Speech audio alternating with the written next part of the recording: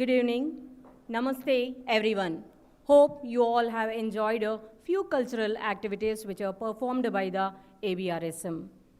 I am Swapna on behalf of ABRSM Telangana, the entire organizing committee. It is a tremendous pleasure to welcome our distinguished guest, Professor M. Jagadeesh Kumar Garu, former Chairman, University Grants Commission.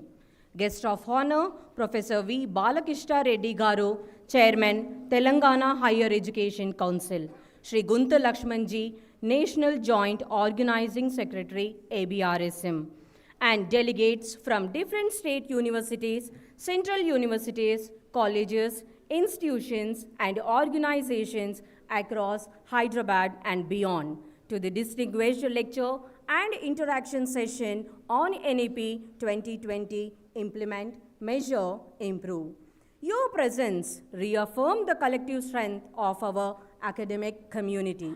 Thank you for making the time to be here. Akhil Bharatiya Rashtriya Shaikshik Mahasangh ABRSM is a national collective dedicated to strengthening the role of education and building connection across India's academic landscape. The ABRSM, having its presence in 29 states with over 12 lakh faculty members, through its various initiatives such as sensitization programs on NEP 2020 and the organization of numerous seminars and workshops.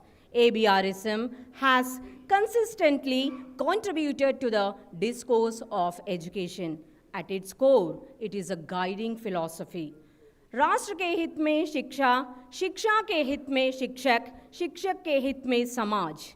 Education for the nation, teacher for education, society for teachers. The Voice of Academicians initiative by ABRSM is a dynamic platform designed to engage academic thought, leader, and policy makers in discussions that shape the future of Indian education. ABRSM's Voice of Hyderabad Academicians offer a space for interdisciplinary faculty to engage, critically reclaim our civilizational thoughts, and contribute the making of a Viksit Bharat through reflections and collective scholarship. ABRSM in Telangana, under the leadership and guidance of Shri Gunta Lakshmanji, ABRSM National Joint Organizing Secretary, has initiated numerous programs like national seminars on synergizing higher education in the context of NEP 2020, Young Academicians Conclave, 2 programs of Voice of Hyderabad Academicians, All India Women Academician Conference, and 300th birth anniversary celebrations of Rani Ahalyabai Holkar, Operation Sindur, where we salute our heroes, and many more programs. Now, we deeply honored to have with us today the chief guest and a keynote speaker, Professor M. Jagadeesh Kumar Garu, former chairman, University Grants Commission, and guest of honor, Professor V. Balakista Reddy Garu, Chairman, Telangana Higher Education Council, our inspiring leader, guide, eminent personality, Shri Gunta Lakshmanji, ABRSM National Joint Secretary, Dr. Krishna Reddy Garu, Convener, Voice of Hyderabad Academicians, Professor Kavita Madam, ABRSM State Mahila Pramukh. I request the honor of inviting the esteemed dignitaries onto the dais. I request our ABRSM members to please escort the dignitaries. Please join me in offering a round of applause to welcome our dignitaries.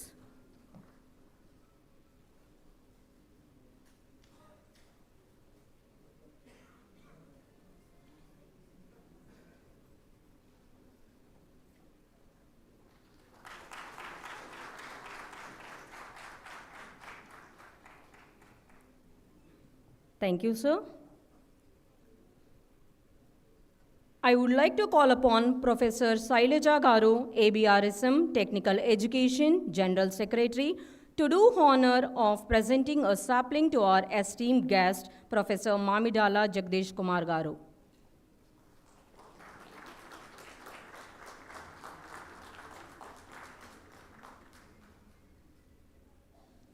Thank you, ma'am. May I request Dr. K. Bhaskar Garu, ABRSM, Collegiate Education Organizing Secretary, to come forward and hand over the sapling to our guest. Sorry. Okay, sorry. We now call upon Professor Ashok Garu, ABRSM Technical Education President, ABRSM, to do kindly present the sapling to Shri Gunta Lakshmanji, National Joint Organizing Secretary.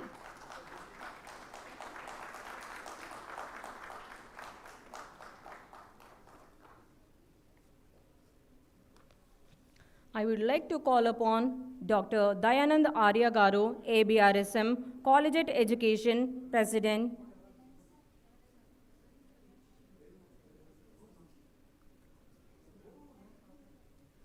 I would like to call upon Bhaskar sir to please give away the sapling to our convener, Voice of Hyderabad Academician, Dr. Krishna Reddy Garu.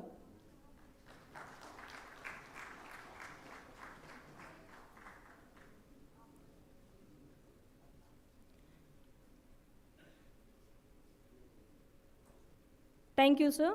I would like to call upon Dr. Rajendra sir, ABRSM, National Institutions, to present a sapling to our Professor Kavita Garu, ABRSM, State Mahila Pramukh, Department of Commerce, Osmania University.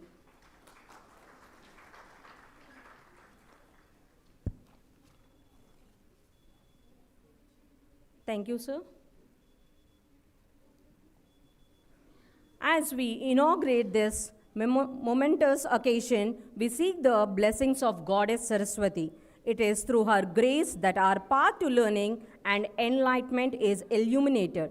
We begin with Pushpanjali, the offering of flowers symbolizing our devotion and the dedication.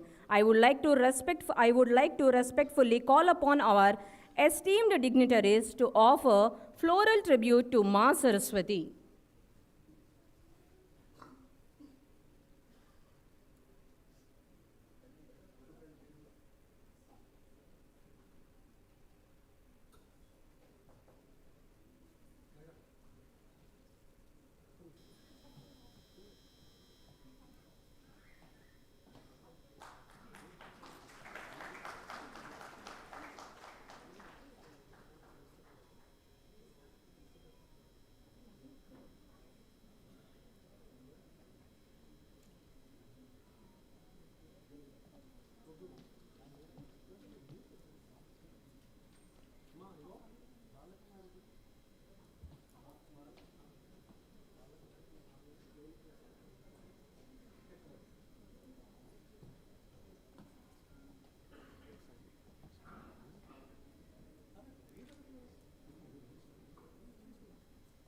Yeah.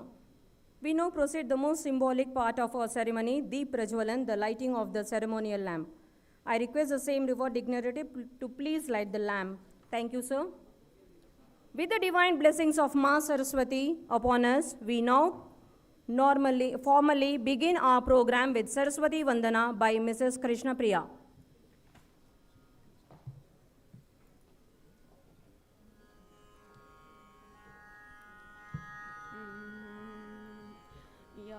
कुन्देन्दु तुषारहार धवला या शुभ्रवस्त्रान्वृता या वीणावरदण्डमण्डितकरा या श्वेतपद्मासना या ब्रह्माच्युतशङ्कर प्रभृतिभिः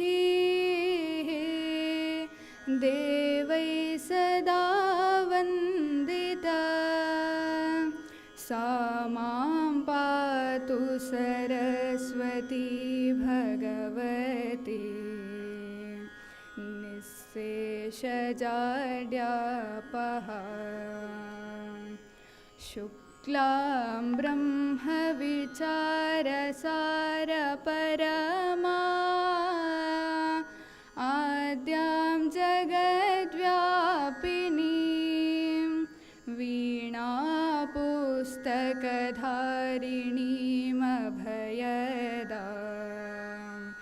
जाढ्यान्धकारापहां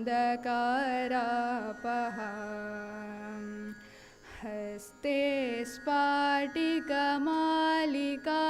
विदधती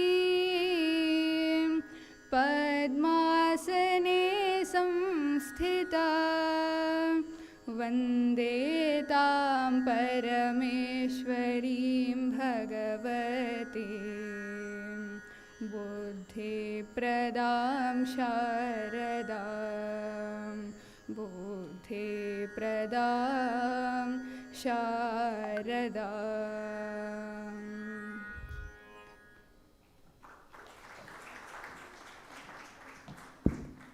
Thank you.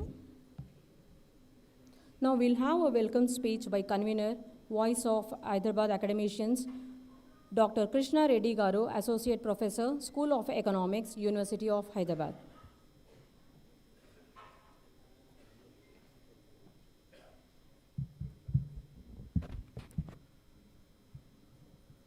Very good evening to all of you.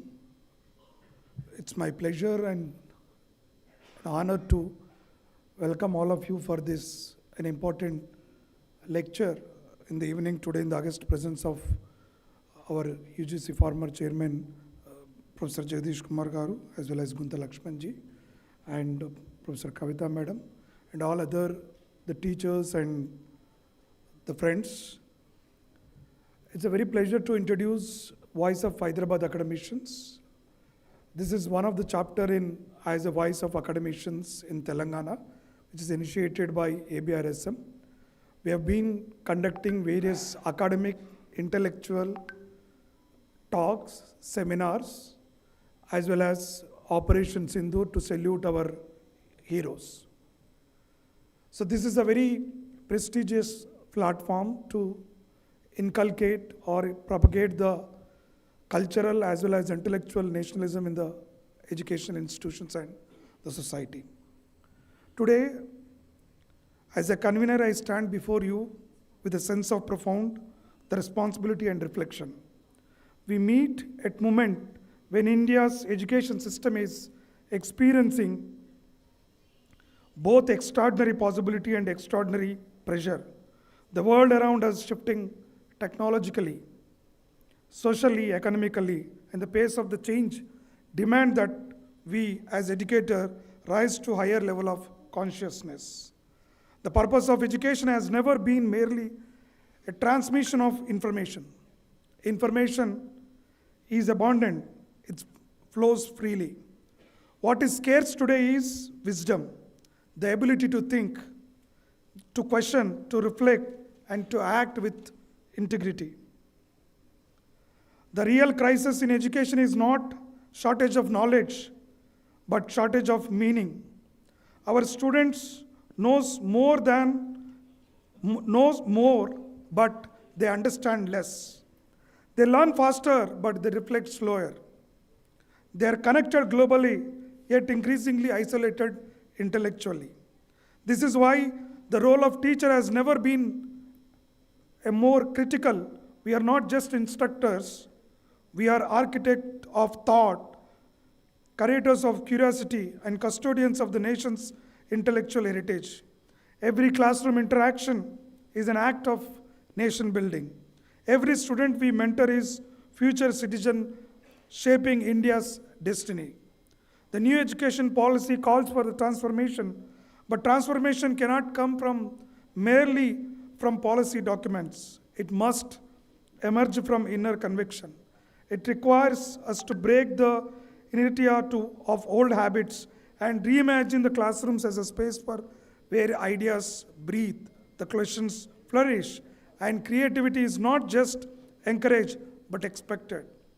Let us collectively, learners, we are not afraid to challenge the assumptions. We can hold complexity without collapsing into confusion, and who can see beyond narrow boundaries of the disciplines. Let us inspire in them to courage to think differently and the ability to realize the learning is a lifelong journey. As a convener, I believe that our collective intellectual strength is our greatest resource. When educators come together, not as individuals defending their domains, But as a thinkers committed to a shared mission, the impact is transformative. This gathering is testament to the spirit. Let us therefore move forward with renewed sense of purpose. Let us teach not only with our minds, but with our consciousness. Let us research not only for publication, but for progress. And let us engage with our students not as a passive receivers, but as a partners in pursuit of the truth. In the age of rapid change, the world does not need more information. It needs more insight, more compassion, and more courageous intellects. This is true calling academia, and it's a calling we must answer together. So with this, once again, I thank all of you for taking time to gather and strengthening voice of Hyderabad Academicians for intellectual, the building. Thank you once again for giving the opportunity.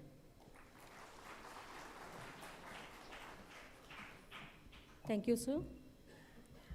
Now I request Professor Yadaya Garu, Telangana State Convener, ABRSM, to give the introduction of the guest of honor, Shri G. Lakshman G, National Joint Organizing Secretary, ABRSM.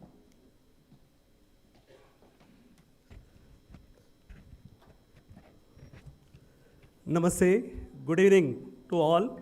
It is with immense pleasure that I welcome you all to this special occasion.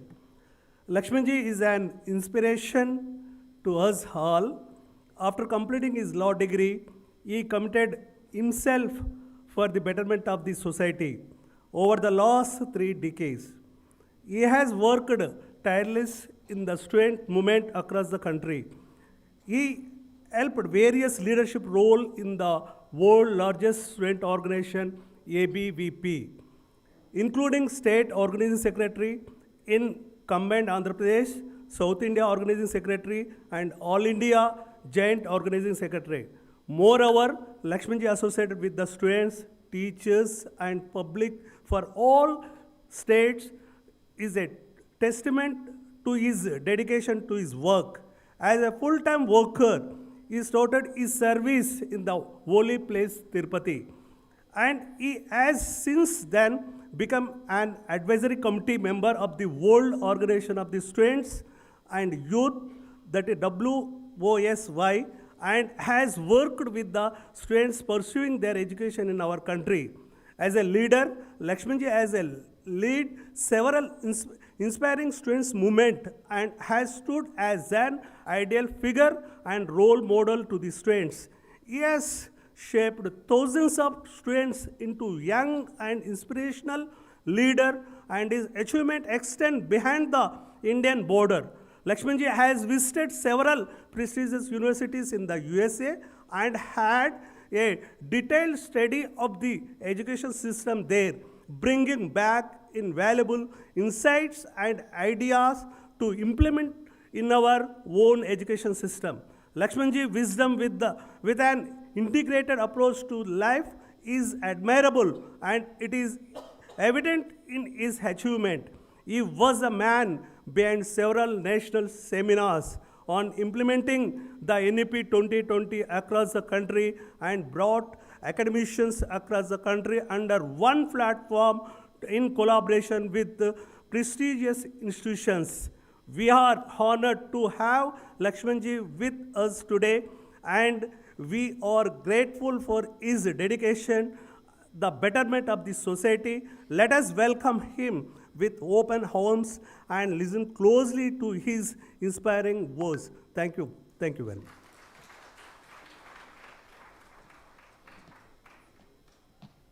Thank you, sir. Now I would like Shri Gunta Lakshmanji Garu, please address the gathering.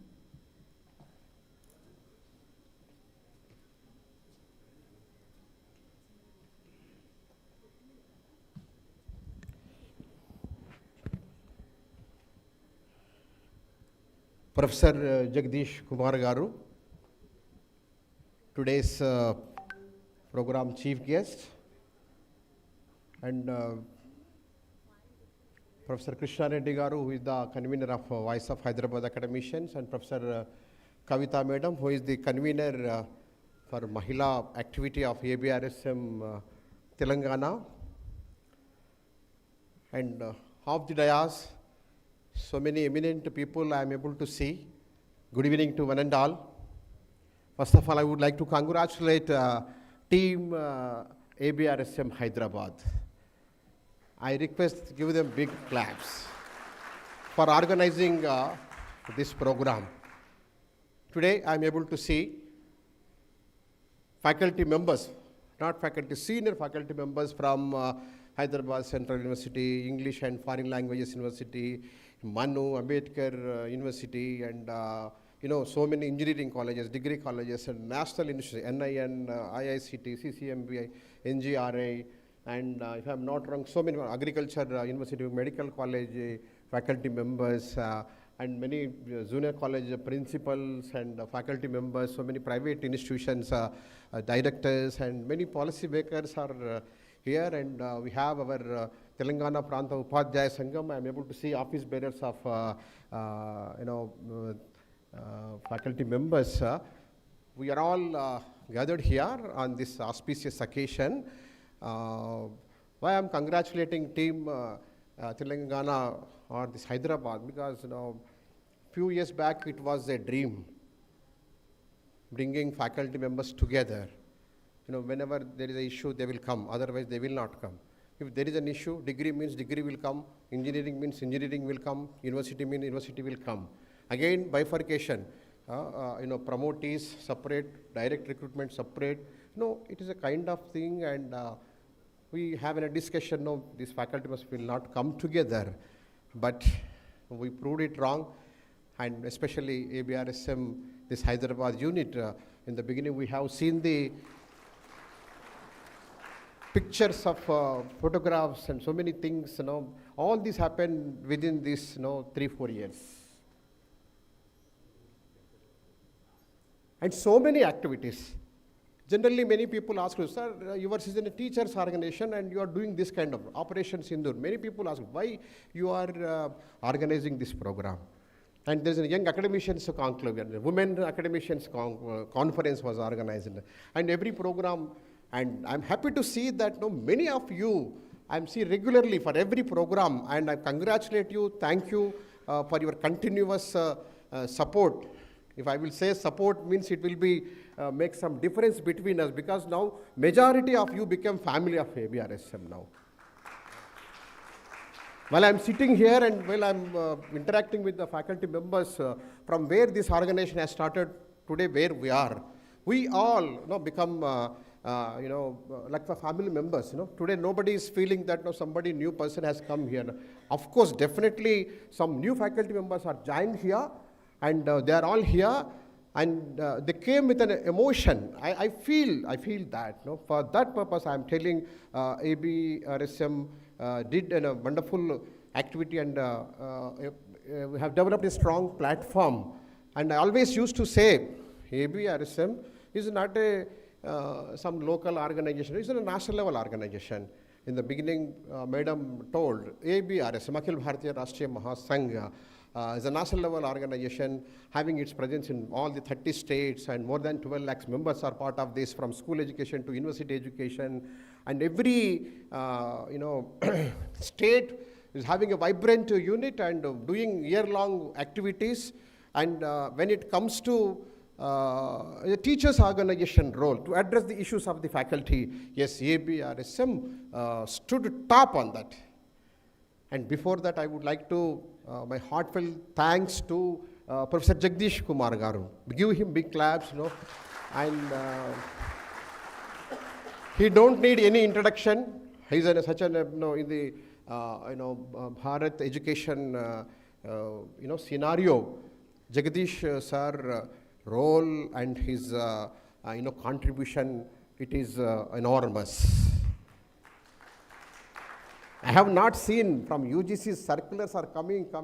How many, sir? Total 100 crores, sir. Minimum 100 after national education policy was introduced, And the way, whenever we go there, whenever we want to discuss some issues, he invites all his team and we'll sit together, and ABRSM team another side. And he used to spend, give time for 1 hour, and he used to listen for hours together. because ABRSM doing good work, and the ground realities we are coming to know that the way he encouraged our ABRSM, and all the times, he used to discuss, he used to listen, he used to understand the issues, and he tried to address the issues. Here degree college faculty members are here. You have to congratulate sir here, because this non-PhD issue, because of sir initiation, it was solved. There was a lot of argument, but finally they supported that issue. And not only that, every aspect, ABRSM being in a teachers organization, from school issues too. Now TET issue is happening. Here Apas and Tapas team is there. And how seriously we are working on that. And when it comes to national level, any educational level issues are there, yes, ABRSM is the hope of that. And ABRSM doing its best. And it is going to do its whatever the possible best in the benefit of or in the interest of the faculty. ABRSM is going to do that. As said, ABRSM is not in like other teachers organization. It is an organization within a motto: Rashtriya ke hit mein shiksha, shiksha ke hit mein shikshak, shikshak ke hit mein samaj. When you are working on this particular motto, you should not confine only to the issues of the faculty. Faculty should think beyond that. That is the aim of the organization. I always used to say, by nature, ABRSM is a teachers union by nature, but by soul, I am repeating, by soul, it is an ideological movement. It wants to bring the transformation in the country's entire scenario. And I will not go into the details what kind of, the colonial rule made us, worst part of, you look into the history, we were the worst damaged and we were worst hit of the country in country compared to any nation in the world. And after independence, unfortunately, the regeneration or the transformation part, it has not on track, but ABRSM with all other organization, like-minded organization, nationalistic organization, ABRSM took this challenge, and ABRSM targeted, or ABRSM working among the academicians. And if these academicians, they got ready to take the challenge of the nation, to transform the nation, to lead the nation, this is the group, and it can give guidance, and it can give the motivation, it can do anything, everything. That is the belief of the ABRSM, and ABRSM successfully going ahead and marching ahead. This is a success story I can say. This Hyderabad Academicians, not only here, organizing ABRSM, Bangalore, Voice of Bangalore Academicians, Voice of Chennai Academy, Voice of Cochin, Voice of Chennai, everywhere, wherever academicians are there, ABRSM initiating this kind of activities and bringing all the faculty members together and making them to be part of this nation building. Yes, ABRSM, and I know many of you attended all the programs, majority. Operation Sindoor program, it inspired everyone. The scientists, those who were attended that day, and all the dignitaries, those who were there, and the way emotionally they felt, really speaking something and acting and making things coming into reality. So that part ABRSM successfully is organizing through so many of its activities. And as we believe that Guru Brahma, Guru Vishnu, Guru Devo Maheshwara, Guru Sakshat Parabrahma, Tasmai Sri Gurave Namaha.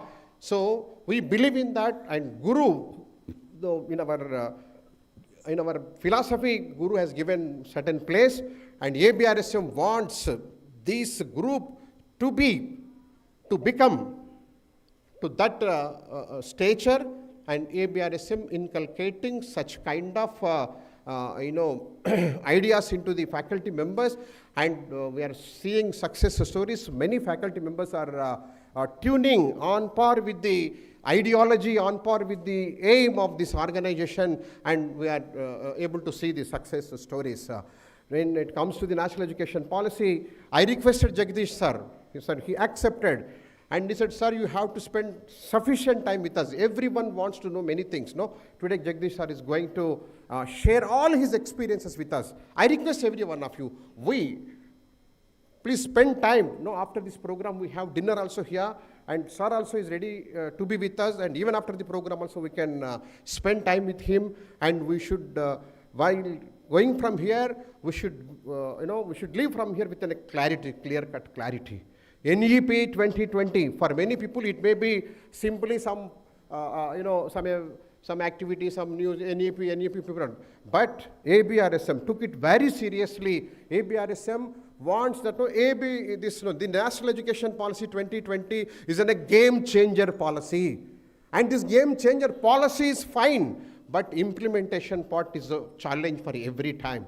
After 86, this new education policy has come. 34 years, gap is there. This new policy under the leadership of Kasturi Rangan sir, more than 3.5 years, what kind of meticulous homework has been done, and a holistic, this national education policy has come. And frankly speaking, all these years, when this ABRSM initiated a seminar, synergizing education on par with the NEP, we organized a seminar in Usmania University Tagore Auditorium. It is the first of its kind. More than 1,500 delegates, 2 full days they were there, and many prominent academicians addressed that issue. Since then, till today, after 5 years completion of this program also, ABRSM continuously interacting with the faculty, meeting with the faculty, small, big, and many, these also such a program. And ultimately, ABRSM wants that this country has to, move forward. And the Prime Minister always speaking about Vikasita Bharat. Vikasita Bharat will not be a slogan. It is going to be reality. We have that capacity. We have that consistency. So now it is the responsibility of this group. Further, we have to take and penetrate into the lost college. How to do that?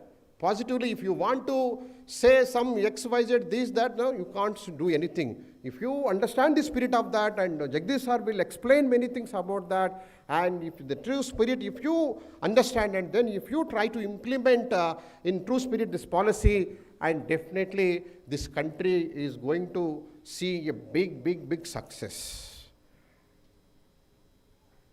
So with this few words, I request every one of you, please be with ABRSM, be part of ABRSM, and the spirit of ABRSM, please you carry further. And there is, in our Shastras it is there. If some Raja, if somebody is do something wrong, there is a place you can say in front of a Guru. So Guru was given such a place. The highest. If Guru will do wrong, there is no other place to say or to put in front of them. So Guru have such place.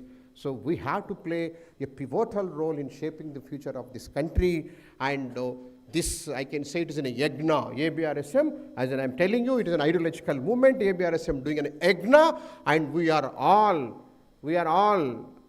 should part of this, and everyone should carry the spirit of this organization, the basic idea of this organization. It is well connected to this motherland and this DNA, this mitti, जो भी हम कहते हैं, इससे हम जुड़े हैं, इसको आगे ले जाना है, इस स्पिरिट के साथ हम आगे बढ़ेंगे. सबको फिर एक बार बहुत बहुत धन्यवाद. और I special congratulating Jagadeesh sir for spending his quality time here with us. Thank you so much, sir. Thank you so much, everybody. Namaste.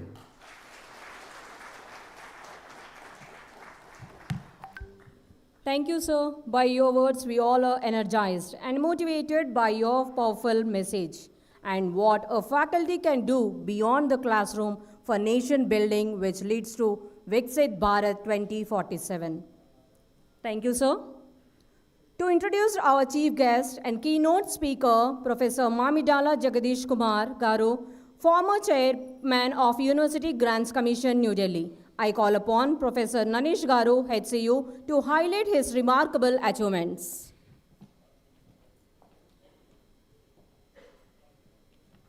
Thank you, ma'am. Good evening to you all. respected guests, dignitaries on the dais, off the dais, and the invitees. It's my pleasure to introduce the chief guest and the keynote speaker of today, Professor M. Jagadeesh Kumar Garu. Professor Mamidala Jagadeesh Kumar Garu was a professor in the Department of Electrical Engineering at IIT Delhi. As we all aware, he was the chairman of University Grants Commission from 2022 to 2025. Prior to that, he was the 12th Vice Chancellor of Jawaharlal Nehru University, New Delhi. Sir was the NXP Chair Professor established at IIT Delhi by Philips Semiconductors, Netherlands. He was also the chairman of Electronics Group in the Department of Electrical Engineering. Professor Jagadeesh Kumar Garu was the coordinator of VLSI Design, Tools and Technology Interdisciplinary Program. He was also the chief investigator of the nanoscale research facility at IIT Delhi. Professor Kumar was also the chief investigator of the Center of Excellence for Nano Devices and Systems funded by Ministry of Human Resources and Human Resource Development, Government of India. So, sir was rated as an outstanding faculty by the Faculty Appraisal Committee at IIT Delhi. He was also receiver of 2013 Award of Excellence in Teaching in large class category from IIT Delhi. Sir works in the area of nano-electronic devices, nanoscale device modeling and simulation, innovative device design and power semiconductor devices. He published extensively in the above areas. He has published more than 200 publications in various reputed international journals. And he was also a fellow of Indian National Academy of Engineering, the National Academy of Sciences, India, the Institution of Electronics and Telecommunication Engineers, India.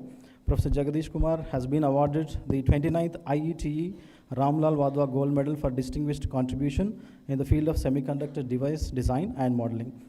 Sir also received the first ever ISA VSI Techno Mentor Award by the India Electronics Semiconductor Association to recognize a distinguished Indian academician and researcher for playing a significant role as a mentor and researcher.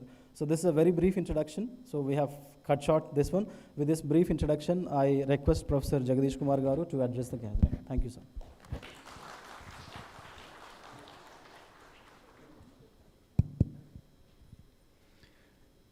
Lakshman Garu, Krishna Reddy Garu, Kavita Garu, and all the distinguished colleagues who are part of this evening's program, my namaskars to all of you.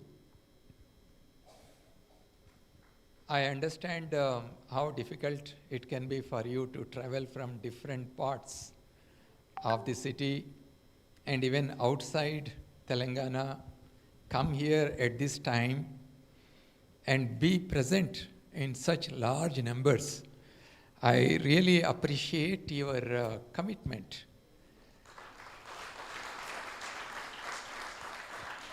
I also see veterans who have committed their life for the cause of the nation. And I also see a large number of young faculty members coming from diverse disciplines. You have from political science, from Telugu literature, from linguistics, to engineering, science. If I had to see any place where such multidisciplinarity is present, I am seeing it here in this hall. Today we are going to discuss few aspects about NEP 2020. As I repeatedly say in meetings such as this, there are two components to NEP 2020. One, the foundation to NEP 2020, which is the spirit of NEP 2020. And then on top of that, the structural reforms that we are bringing in, the various kinds of schemes that we are announcing, the regulations that come, these are all structural changes that we want to see in our educational system, such as integration of technology in school education, higher education, and so on. What is important for us is to understand the spirit of NEP 2020. And who could be a better gathering than you in looking at the spirit of NEP 2020, revisiting it. what we will do is I'll speak for about 30 minutes or so, and then I will take questions from you. You can ask any question that you would like to ask about NEP 2020, the doubts that you have in your mind. It's important for us to clear any doubts related to the implementation of NEP 2020, because you are going to be the ambassadors of NEP 2020. When your colleagues ask you, when your students ask you about why this is being done like this, why not like that, you should be in a position to explain to them. So that is why I want to request all of you to perform a simple act. You should not feel shy in doing that. All of you, can you please raise your hand and put it on your right ear and close it as tightly as possible? Well, the reason why I'm asking you to do this, you can remove your hand, is please do not listen to what I am saying with one ear and leave it through the other ear. Because the topics that we are going to deliberate on together, they are very, very important for our country. Now, let us look at one scenario before I get into the NEP 2020. If I had to identify, let's say, one public health issue in our country, as an example, let's say diabetes as a public health issue. But we all know how diabetes can be controlled. Eat balanced food, do some exercise, sleep enough, keep your mind stress-free, and so on. So when I say this, he will say, but these are all known. But on the other side, the number of people who are suffering from diabetes is actually increasing.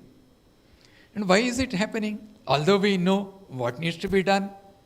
And that's the reason why I said here for NEP 2020, implement.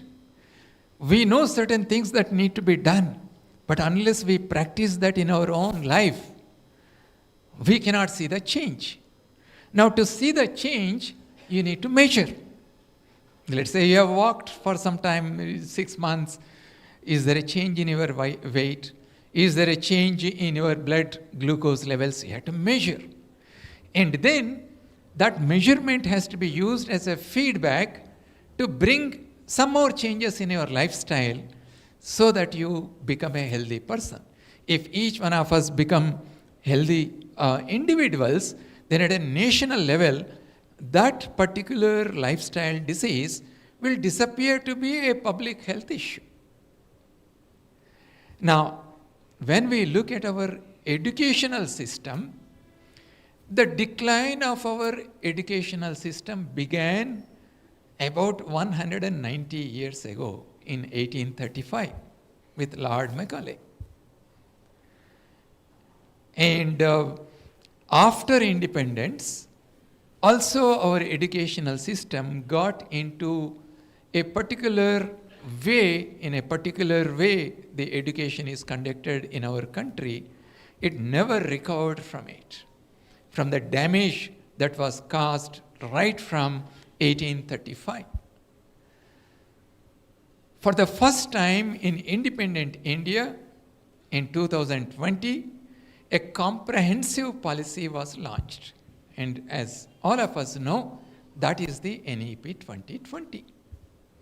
All of you have read NEP 2020. All of us have attended so many workshops to understand the spirit of NEP 2020. But however, we see that on the ground, there is so much work that needs to be done to bring that change that we want to see in our educational system. We know what needs to be done. It's already 5 years since we have launched the NEP 2020. And that's the reason why our focus should be on implementing this NEP 2020 at a rapid pace. And when we implement, we have to see the outcomes of that. For example, if I give academic bank of credits, we set a goal of, let's say, by next 1 year, we want to enroll 10 crore students. Now, at the end of 1 year, is it 10 crore? Is it 3 crore? Is it 15 crore? We need to measure and then bring in changes in order to be successfully implementing NEP 2020. Friends, therefore, if I see where we are in the implementation of NEP 2020, if I talk to different people, we will hear different stories, different information. But at a national level, if we have to see how NEP 2020 is implemented, we have to look at real data. The organizations such as UGC, AICT, Ministry of Education, we do collect a lot of data from different sources. And now when we look at this data and analyze this data, we find that there are institutions, there are states where NEP 2020 is being implemented very rapidly. But we also see areas, we also see institutions where more effort has to be put in order to bring change in our educational system. And that's the reason why meetings such as this, they will tell us where we are lagging behind, where we are moving faster, and this information will provide us, this kind of brainstorming will re-energize us to get into the field, talk to our colleagues, talk to the students, and take NEP 2020 forward. Friends, I consider it a privilege and honor to be standing before you and sharing some of my thoughts, because I have a strong belief that you are committed academicians. You will continue to work to reform our educational system. You will remove from your mind words like, this cannot be done. Words like, the system is so bad, can it be changed? Words like disappointment. We should all be positive-minded. Did we ever think that in our country we could lift 25 crore Indians outside the poverty? Did we ever imagine that India will become the third largest ecosystem for startup companies? Did we ever imagine that India will have such a strong digital public infrastructure? There are so many positive stories. During last 10 years, our country has achieved so much that we will have to seriously think about how we can collectively work together to take our country to become a fully developed country. And we have a timeline of 2047. Although we have demographic advantage in terms of the young population that we have, but the window that we have is a short window. It's only about 20 years. So by 2047, we'll have to really work hard. So each one of us who is sitting here, and all those whom you will be contacting, you will be discussing, all of us should be part of this journey to transform our country so that we become a technological leader, we become a role model for the entire world. And we can do that. We have already demonstrated that during last 10 years. Now,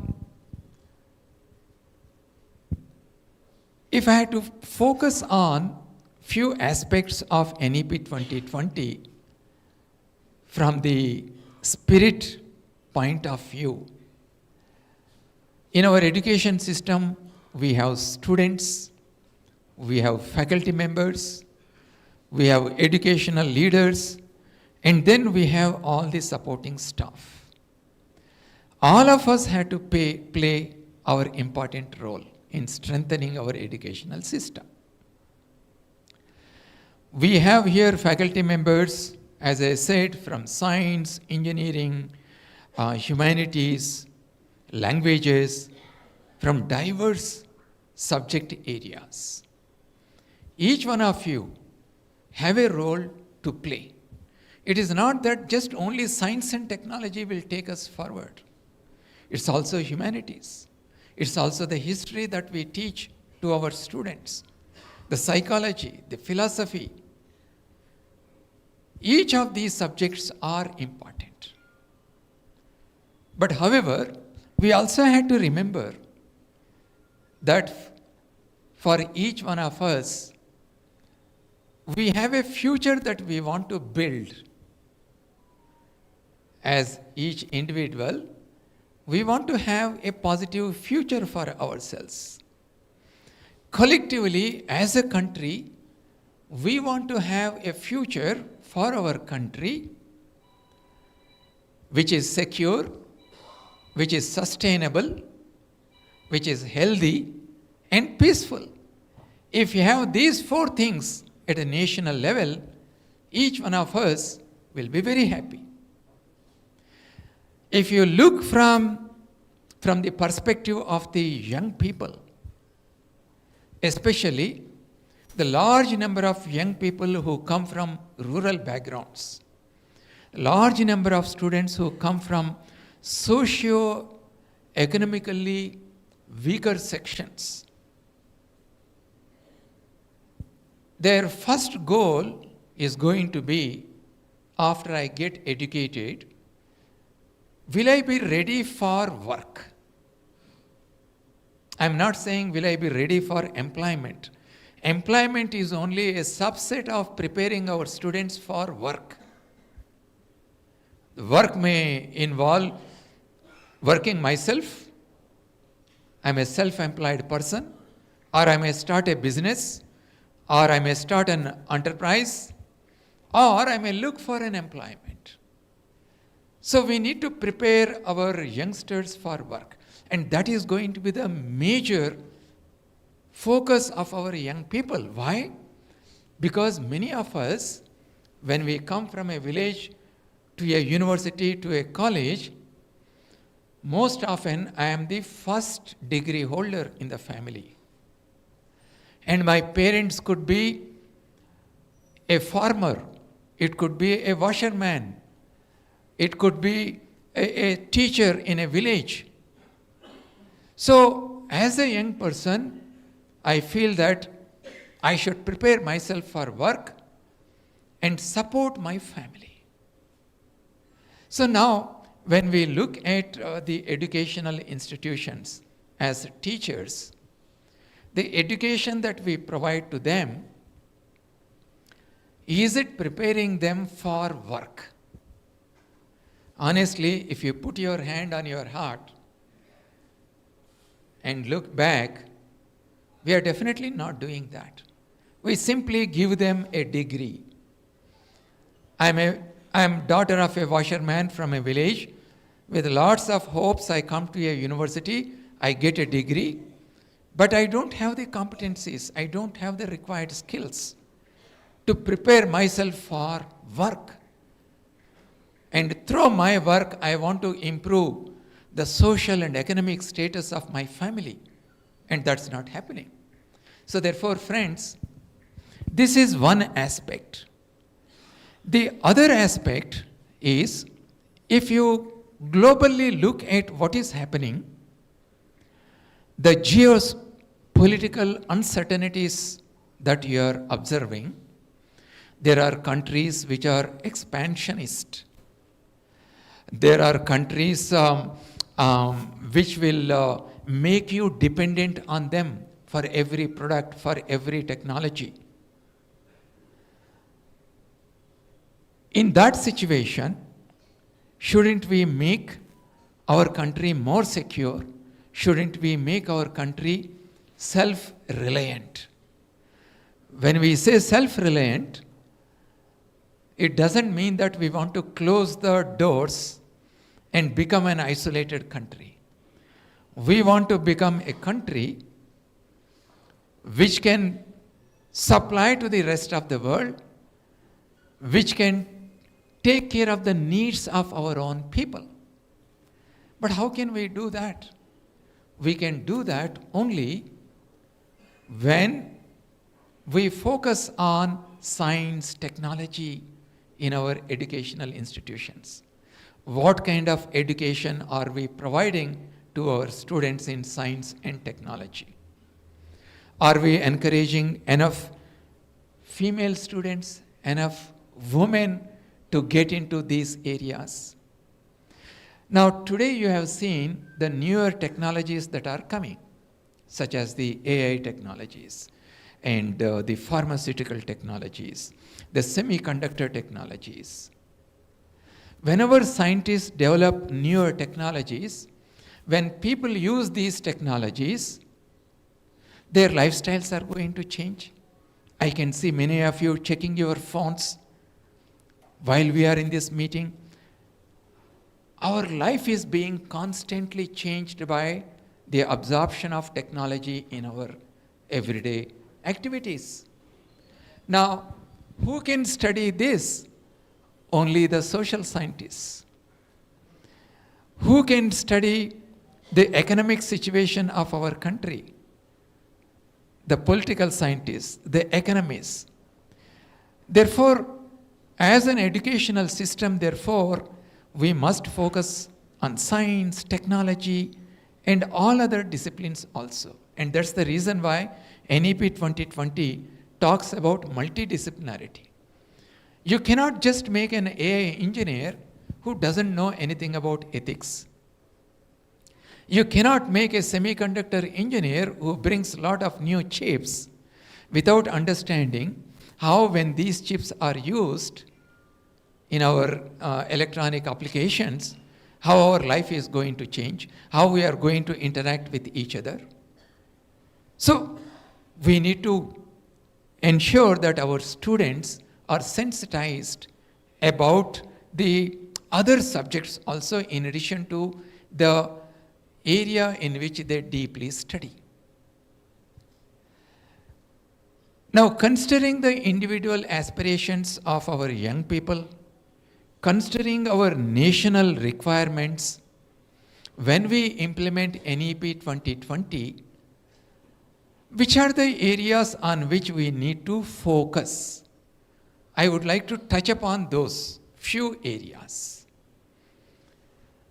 There are so many things to discuss in a meeting such as this. We will not be able to focus on everything, but I will pick up a few and then I will tell you why these are areas on which we must emphasize.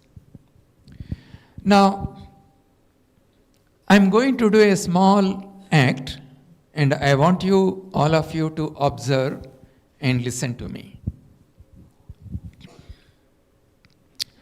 So,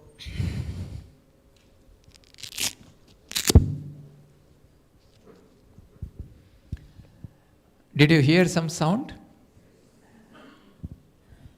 What is that? I pulled out something and then I stuck it. What is that called? Huh? Velcro? Velcro, right? So there was an engineer long ago. He was going with a dog in a forest. And after walking for some time, he found that on his clothes and on the fur of the dog, there were some small seeds that were getting stuck. Normally our tendency would have been just to wipe them out and then walk. But this engineer was very curious. Why are they getting stuck? So he went back and he observed these seeds under microscope. And he found that these seeds have a hook. And whenever there is a loop in the cotton, in the clothes, this hook is getting into that loop and getting stuck. And he got an idea that why not use this idea to make a product. And that product is now that we use every day. Right? If you want to develop anything, any new product, the first thing that we need to create in our minds, especially in the minds of our students, is curiosity. Unless we are curious, if I am walking past, unless I am curious about this plant, I will not wait and see why this plant is like this. Once the students are curious, then questions will come in their mind. And they start imagining in their mind to find an answer to these questions. And they develop the ability to connect these dots and see the patterns that are not visible to another person. And those new patterns that you see in our imagination, right, that is a new idea. You have used the mouse trap at our home, right? It's a small wooden box with a small door with a spring, and you put some bread there and then leave it, and the mouse comes and then it gets trapped there. You go to a local market and buy this for 100 rupees, 200 rupees. But during last 100 years or so, more than 60,000 patents have been filed on improved versions of mouse traps. But we don't buy them, although it's a great idea. Why?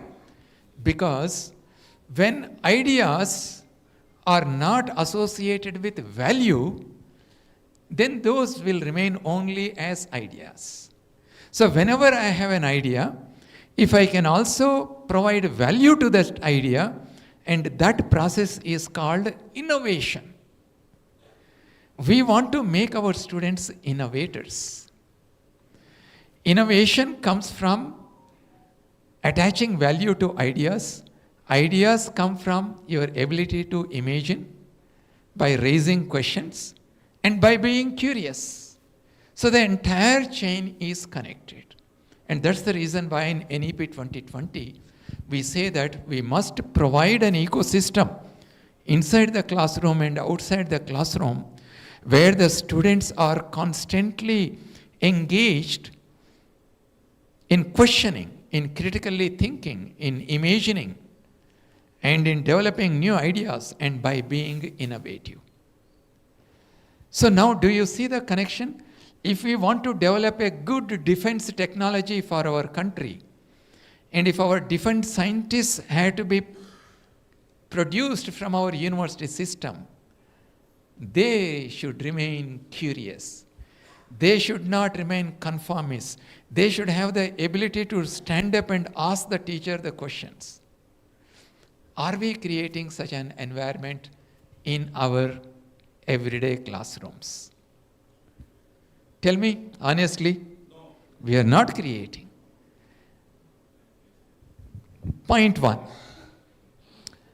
Now, if we want to make our country a technologically stronger country, what is that we need to do?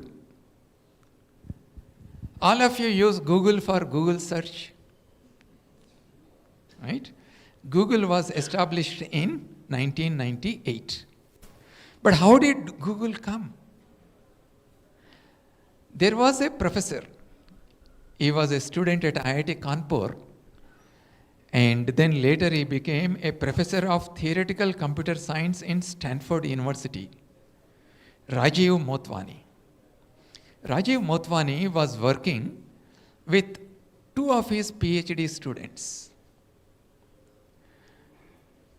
Larry Page and Sergey Brin. And they asked a question. Rajiv Motwani asked a question. What can you do if you have the web in your pocket? Now, all of you can answer. I will just use it to send messages to my friends, search on Google, and so on. But that was the toughest question that he asked Rajiv Motwani. And they published the theoretical work, the basic research related to the searching engines, search engines. Earlier, the search engines used to get information by using keywords. But Rajiv Motwani and his two students, they said, why should we use keywords? See, good research comes when you ask questions. Why not we use the graph theory and use the nodes of this graph to search words? And when they did this basic research and experimented it in their computer science lab, they found that this system is working very fast and it can find information very quickly compared to any other search engine. And he motivated his two students to establish Google. Unfortunately, Rajiv Motwani, he died at a very young age, at the age of 47, due to some unforeseen accident at his home.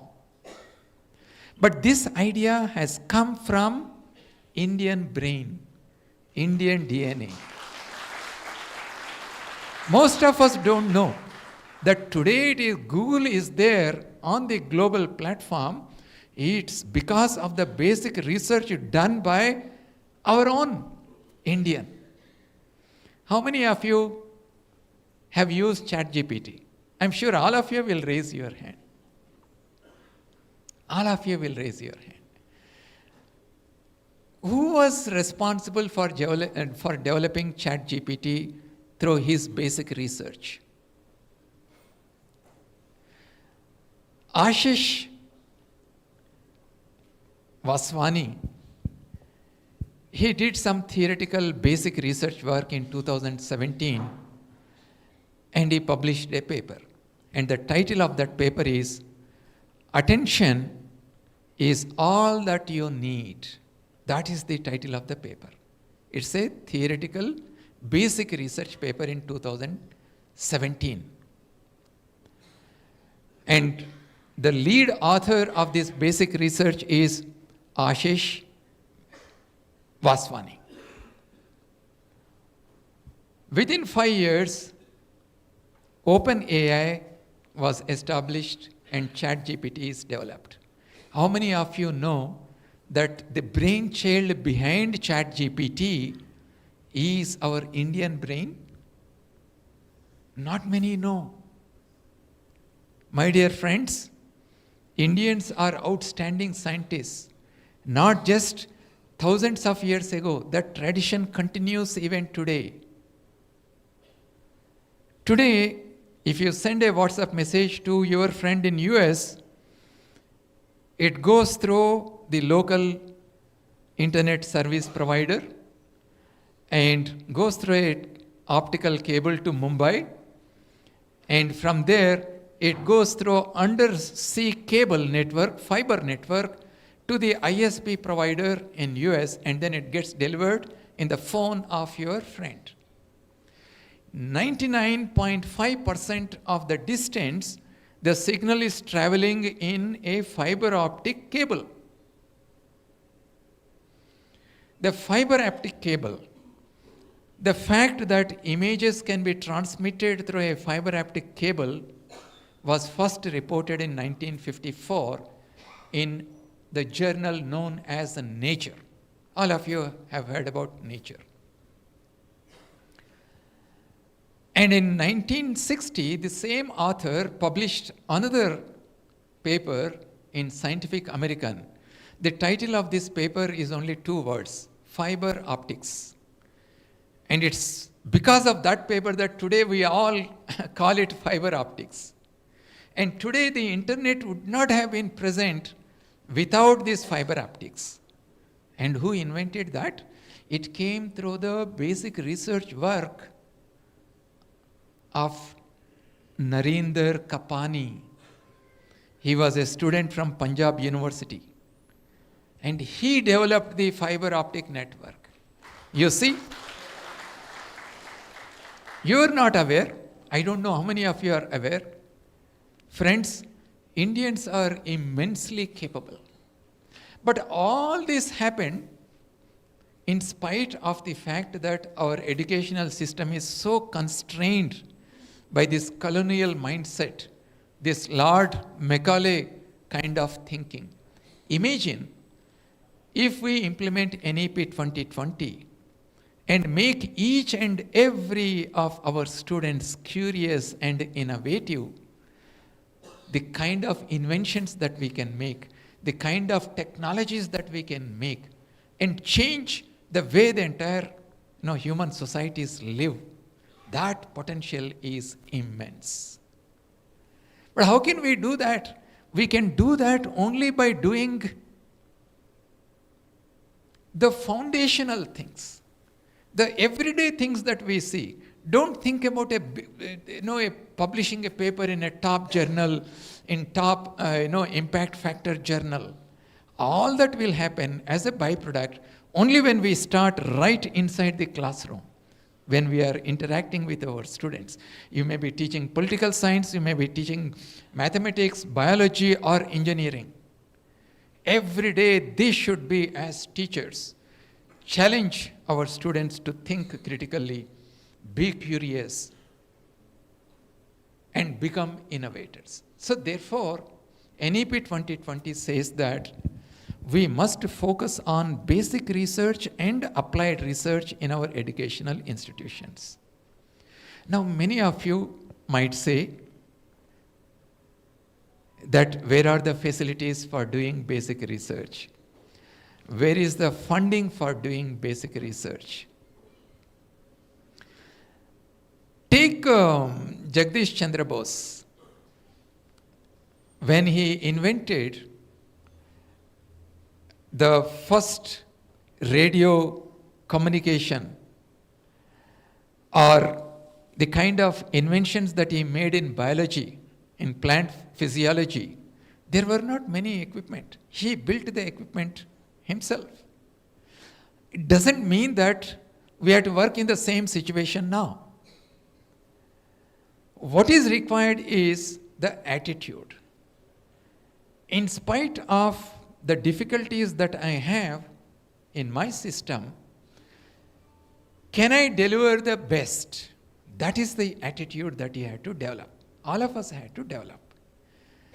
If you look at globally, no university gives you funding on a platter and asks you to do research.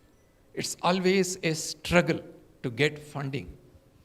And once you have the funding, then you'll have to establish your lab and then do basic research. Basic research we do in science and technology. What about other areas? Of course you can do. Whether it is humanities or political science or linguistics or languages, there is so much basic work that needs to be done. For example, a political scientist can work. Why democracy is so strong in our country? Our Prime Minister often says, India is the mother of democracy. Why is that democracy so strong in spite of so much of diversity that we have? Can we present this as a model to the rest of the world? You have seen so much of uncertainty across the world. Governments collapsing, dictatorial governments taking over, and so on. But today, in our country, we have such a strong democratic system. Why do research in areas which are so irrelevant to us, which are so Western-oriented kind of ideas? Why not focus on ideas that are relevant to our country? So, independent of in which discipline you work, you can do a lot of basic research. Some things may lead to products, some things may lead to strengthening our economic system, strengthening our democratic system, strengthening our socio-cultural bonding in our country. So every discipline has its role in contributing to the development of our country. So, my dear friends, involve your students, young students, in getting interested to do basic research as part of their education. And that's the reason why in UGC, we have brought a lot of reforms. Now we encourage young students immediately after their 4-year undergraduate program to directly join in PhD programs. We encourage our 4-year undergraduate students to do internships, to do research in their final year. Why not even second year, third year, and move on to 4th year and do some really good research? Often in our educational system, when we say PhD, our focus is to identify a problem, do research, and publish in a journal. Now we are saying that model is outdated. Why not do something which will lead to a prototype, which will lead to a product in those disciplines which is possible, and give PhD for contributing, developing new applications. IIT Jodhpur, for example, has started a new program. The idea behind this program is that when student joins in a PhD program, they have to come up with ideas which will ultimately lead to establishment of a startup company, which will lead to development of a product. And then the student will get a PhD degree without even publishing a research paper. UGC has removed the mandatory condition for publishing research papers in PhD, considering the fact that those who wish to do basic research and publish, they can publish. Those who can develop some product, they can develop these products. So we must provide this kind of flexibility in our research programs. Do you agree with me? Shouldn't we focus on basic research?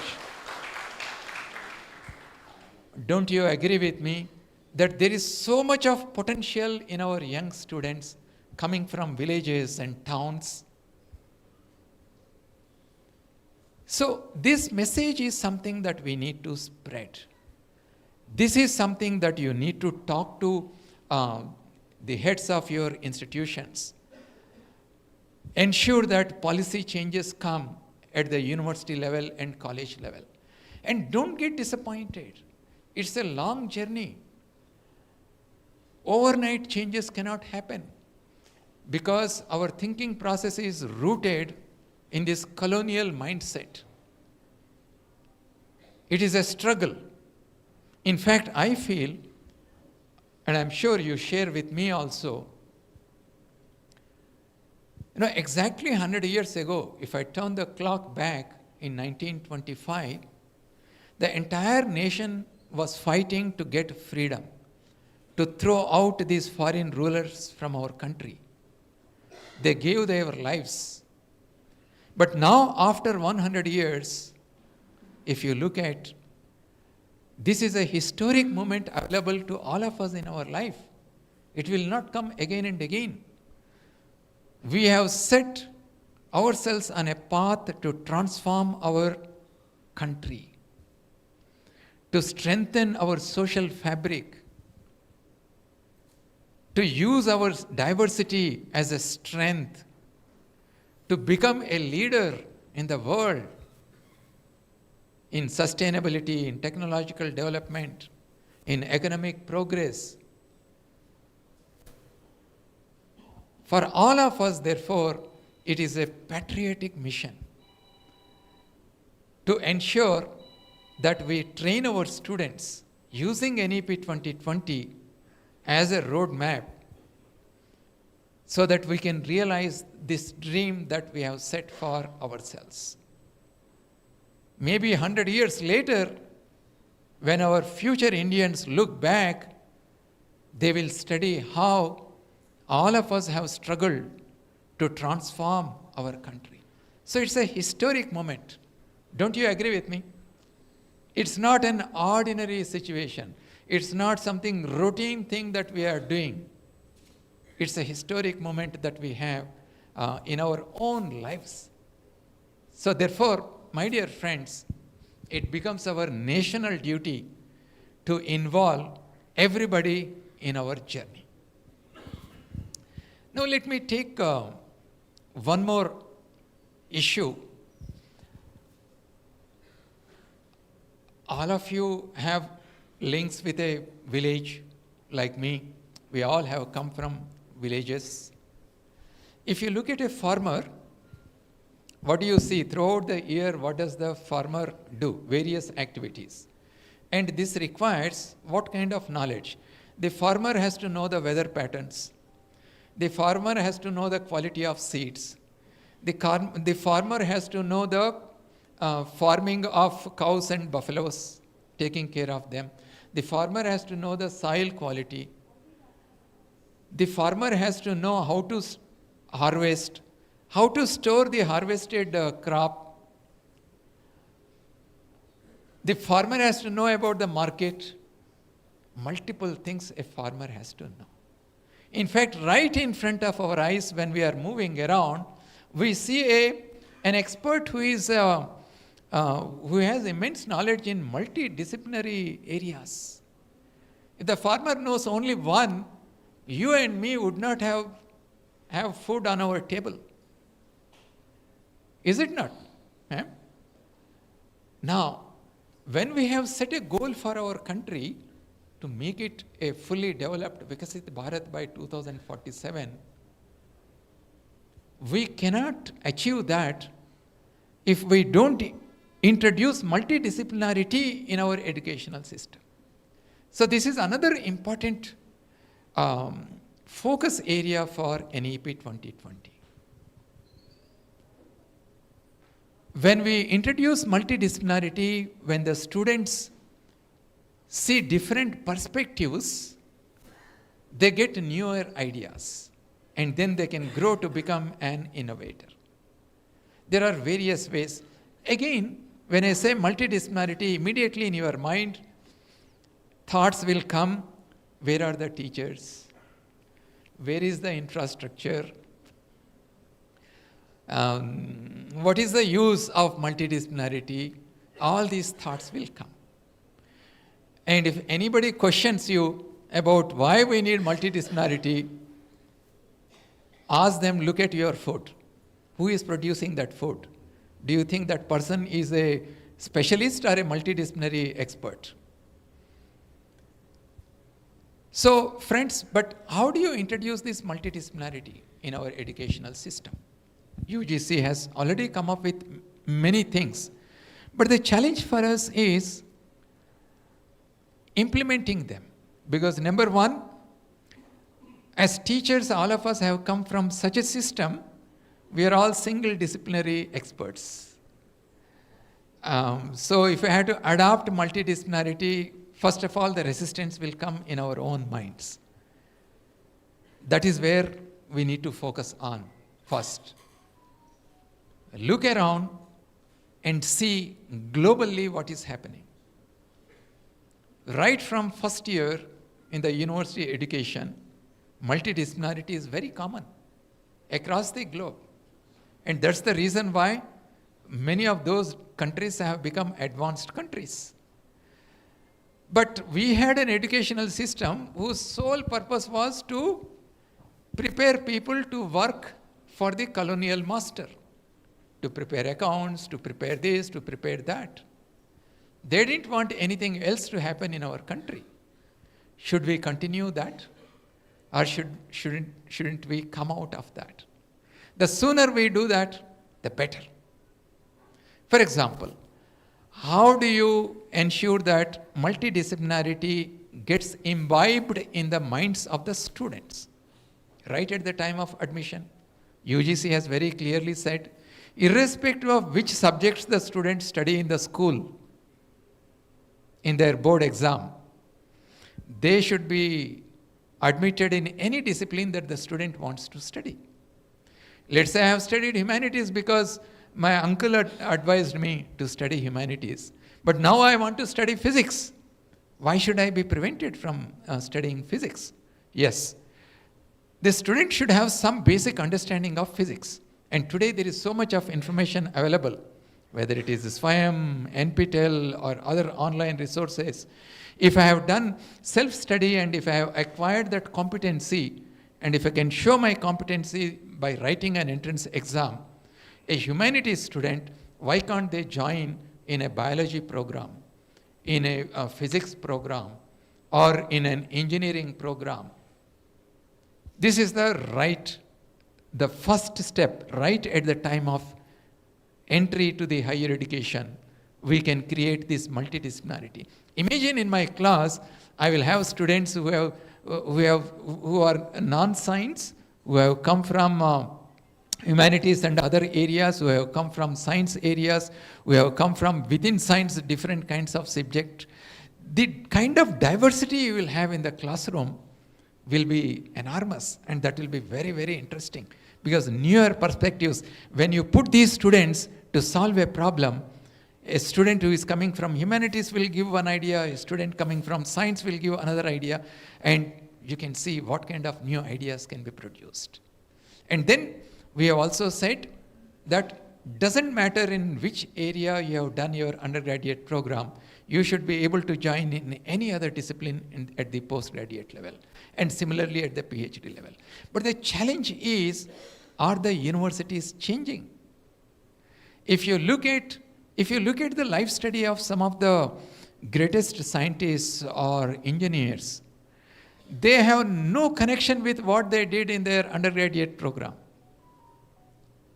During last 25 years, if you look at the Nobel Prizes in medicine, 70% of the Nobel Prize winners in medicine, they don't have a medical degree, but still they could contribute. That is the power of multidisciplinarity. So friends, do you agree with me on that?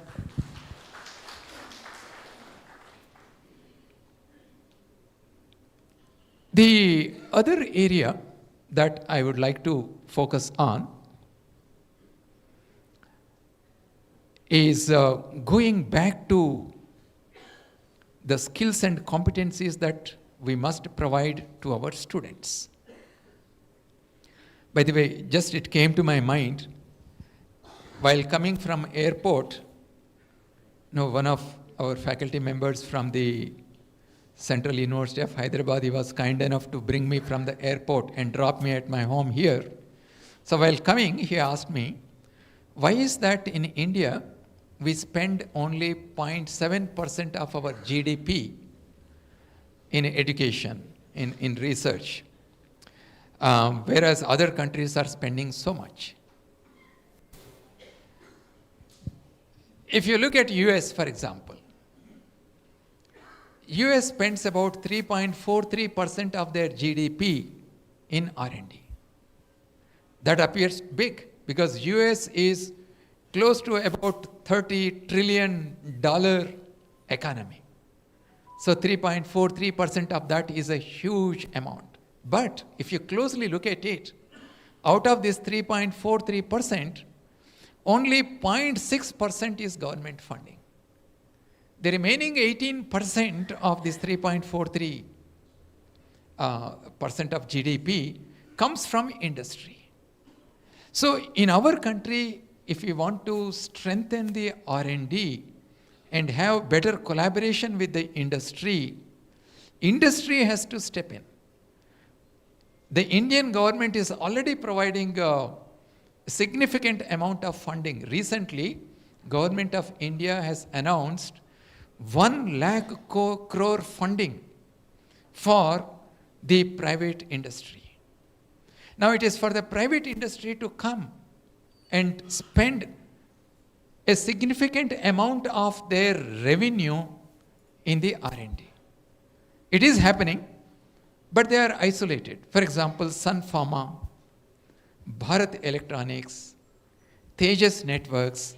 Some of these industries, they are already spending about 6 to 7% of their revenues in R&D. More and more industries had to come forward to strengthen the R&D ecosystem in our country. Now that is one part, that is mostly for research. But we also need industry to provide the required skills to our students. I'll give you an example. Today, if you search in ChatGPT, it will go to a data center and analyze that and then give the information back to you. Now, Indian government has said that all the data has to be in the servers here, in the data centers in our country, because data sovereignty is as important as our land sovereignty. So, a lot of data centers are being built in our country. Recently, you might have heard in Vizag, Microsoft announcing 15 billion investment for building data centers, AI data centers in next 5 years. Now in a data center, what happens? What kind of people you need? Are we training our students ready to work in these data centers? For example, a data center requires people who are familiar with fire systems. A data center needs people who are experts in cooling. These servers have to be cooled. You need people who are experts in networks, in cloud computing, in server maintenance. So multiple skills are required to run a data center. Now, why can't we provide these skills as part of our regular degree programs? Now, out of 4.5 crore students that we have in higher education, nearly 70% of the students are doing BA, BSc, BCom. And you can imagine the struggle these students undergo in getting work, because we don't provide them enough skills, enough competencies. It's not because the students are less competent. The students are less intelligent. It's because we are failing in providing the required skills to them. So that is why UGC has come up with a scheme, a framework where 50% of the credits can be used to major in a particular discipline. I want to study medieval history. Fine. Use these 50 credits and become an expert in medieval history. But the remaining 50% of the credits, can you use 10 credits to study, let's say, cooling systems in a data center? Can you use 10 credits for getting skills in logistics? 10 credits in, if you have mathematics background, in data science. 10 credits in tourism. Now you see, my opportunities for work will get multiplied. I'm a historian because I have deeply studied, but at the same time, I also have additional skills so that I can go and find work for myself. So friends, this is an area where you have to constantly work. In order to empower our students to be ready for work, you need to provide multidisciplinary education. You need to provide multiple skills to them. Now the question comes, how can we do that? Because we are not trained as teachers. And that's the reason why UGC has introduced what is known as Professor of Practice. Bring these industry experts to teach your students, to offer these courses. And UGC is also saying, I don't know how many of you who are in science and engineering background have gone and spent a month or few weeks in an industry. See how the real world works. Many of you have not gone. It's because the university doesn't send. But now we have policies, UGC is constantly telling, give certain period of time to your faculty so that they can go and see the real world, how it works. We cannot teach our students by simply reading a book. We also have to have that experience.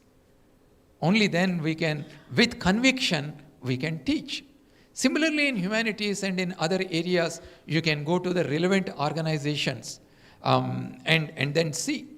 A professor can work with, let's say, a public servant, or a humanities teacher can go to a court and see how things work there. You need to have real world experience to be able to convey that experience to your students. So professor of practice, bringing in industry experts, you yourself going and seeing the real world, these are all important things. We are at UGC level, at Ministry of Education level, we conduct meetings with the vice chancellors across the country. We have divided the country into 5 zones, east, west, central, north, south, and so on. And hundreds of vice chancellors come.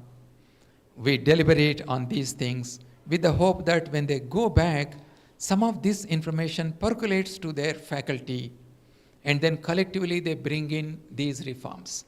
On 28th, for example, we have, for the entire northeastern region, we have a one-day meeting in Bharatiya, which is a central university.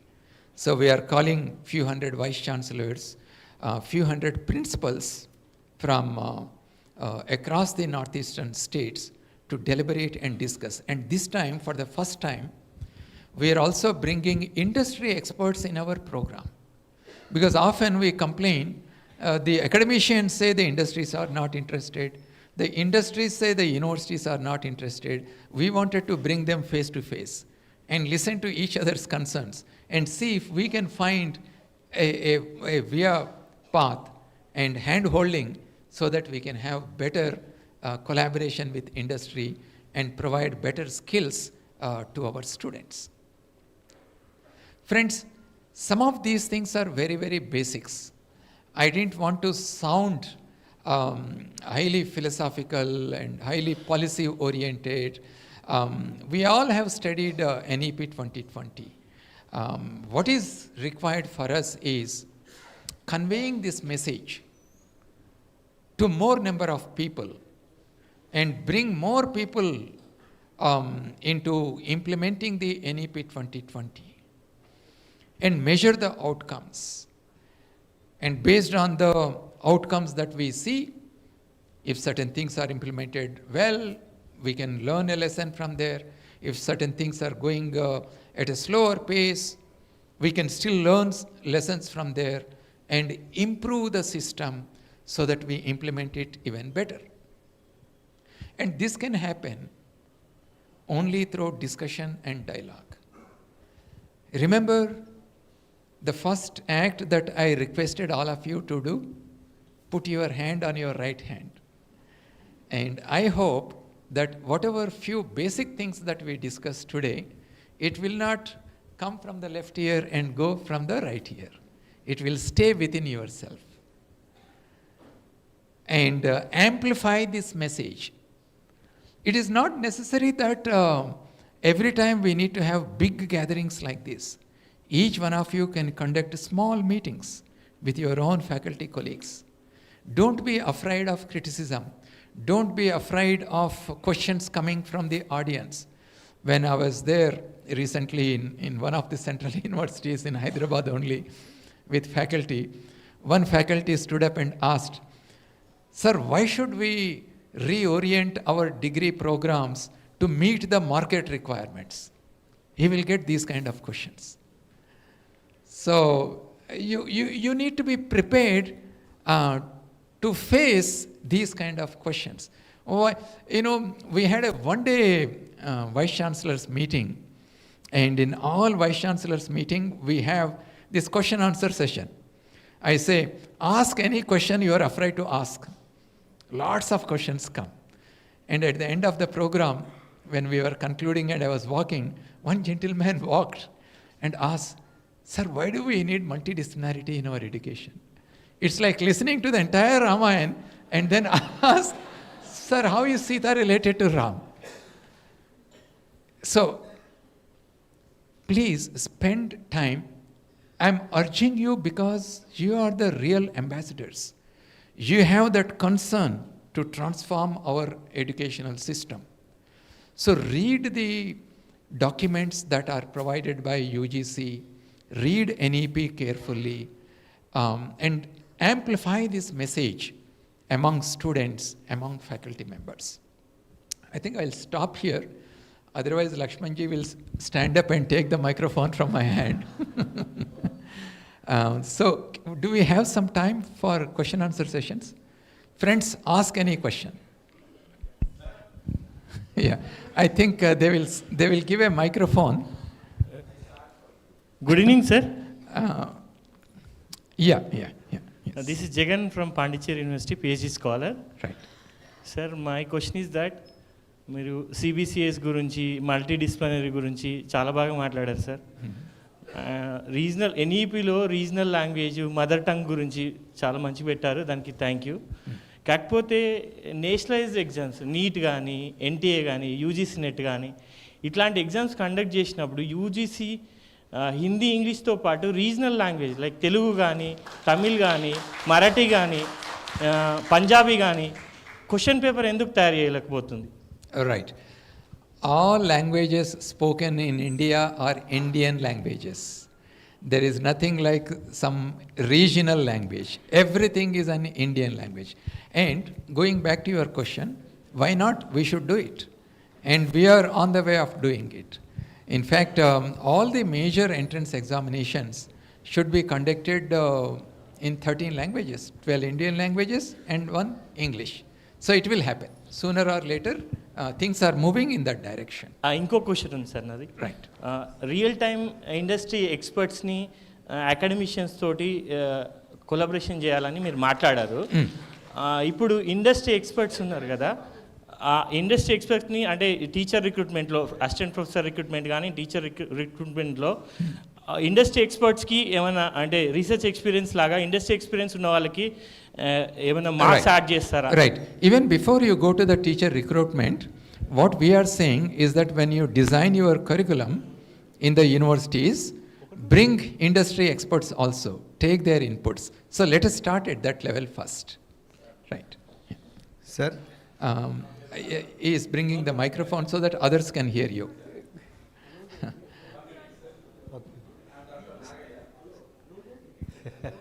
Sir, good evening, sir. Sir, good evening, sir. I'm going to be here even if it is midnight. So I'm Shivaraj from Usmania University, sir. Shivaraj Retired garu, professor. cheppandi. Sir, one thing, sir, regarding the uneven implementation of NEP, sir. So, one of the key objectives of NEP 2020 is to ensure equitable access to all to high quality education to all learners, irrespective of their background. But in practice, the NEP 2020 is being implemented only in IITs, IIMs, then private institutions, central universities, and some other universities. But the institutions which are present in remote and socio-economically disadvantaged areas, and in some state universities, it is not possible to implement more effectively. Partially they may be implementing, but effectively implementation is not possible. So this leads to widening the existing educational gap. Okay. How do we Right. No, it's a very important question. tackle this issue, sir? The issue of equity comes number one from finances. If I am not financially strong enough, I may not be able to go to higher education. So that is why Government of India has come up with what is known as Vidya Lakshmi scheme. In any discipline, students can get loan very easily. Earlier only engineering students used to get, now you can get. Similarly, UGC has many scholarships for equity comes from another area in equity is the female participation in higher education. It has multiple dimensions. For example, UGC gives scholarships to single girl child. Every year, we give about 1,000 scholarships across the country. And now, there are thousands of women PhD students getting into higher education. Similarly, equity, when you said remote area, northeastern region, some of you have visited northeastern region, connectivity is a problem. You will see educational institutions located in very remote areas. UGC gives scholarships to the students, 10,000 scholarships to do their university education at undergraduate and postgraduate level. So there are multiple efforts that are happening to take care of the financial aspects. But equity also is related to, let's say, I am a student. I find to complete my degree very hard within 3 years. Now NEP 2020 has introduced this reform. UGC has brought out. If a student wants to study a 3 years degree in 4 years in slow-paced way, allow the students to do. Don't say that the student has to complete only in 3 years. Equity also, if somebody wants to finish in 2.5 years a 3 years degree, let the student take more credits per semester and complete in 2.5 years. So this kind of flexibility has to be produced. The policies are already there. UGC has already announced several such flexible ways of introducing equity. Multi-entry, multi-exit is another component of providing equity, right? You know, I come from a poor family. For 2 years I study my degree. But for 1 year I want to go and help my father in agriculture and come back and continue. In most cases, I met a student who was doing the second year somewhere in Kerala. I met a student, he was doing engineering. After 2 years, he fell sick and he wanted to come back and continue. He lost out the chance. And then he joined in some other program somewhere. But today, through multi-entry, multi-exit option, this kind of equity can be taken care of. So there are multiple dimensions for equity. But I also agree that many universities, colleges had to implement this. And this is where all of you play an important role. In your own college, when you go back, in your own university, has your AC passed, EC passed multi-entry, multi-exit scheme? Has your statutory body, such as AC and EC, passed, let's say, accelerated degree program? Has it introduced some skill-based courses? You need to constantly raise these issues in your AC meetings, EC meetings, in your board of studies. You need to raise your voice, and that's the reason why it is called what? Voice of Hyderabad Academicians. You have to raise your voice. Only then we will see the change. Yeah. Sir. Sir, I'm Dr. Bhartiya, sir, from Malardi Group of Institutions.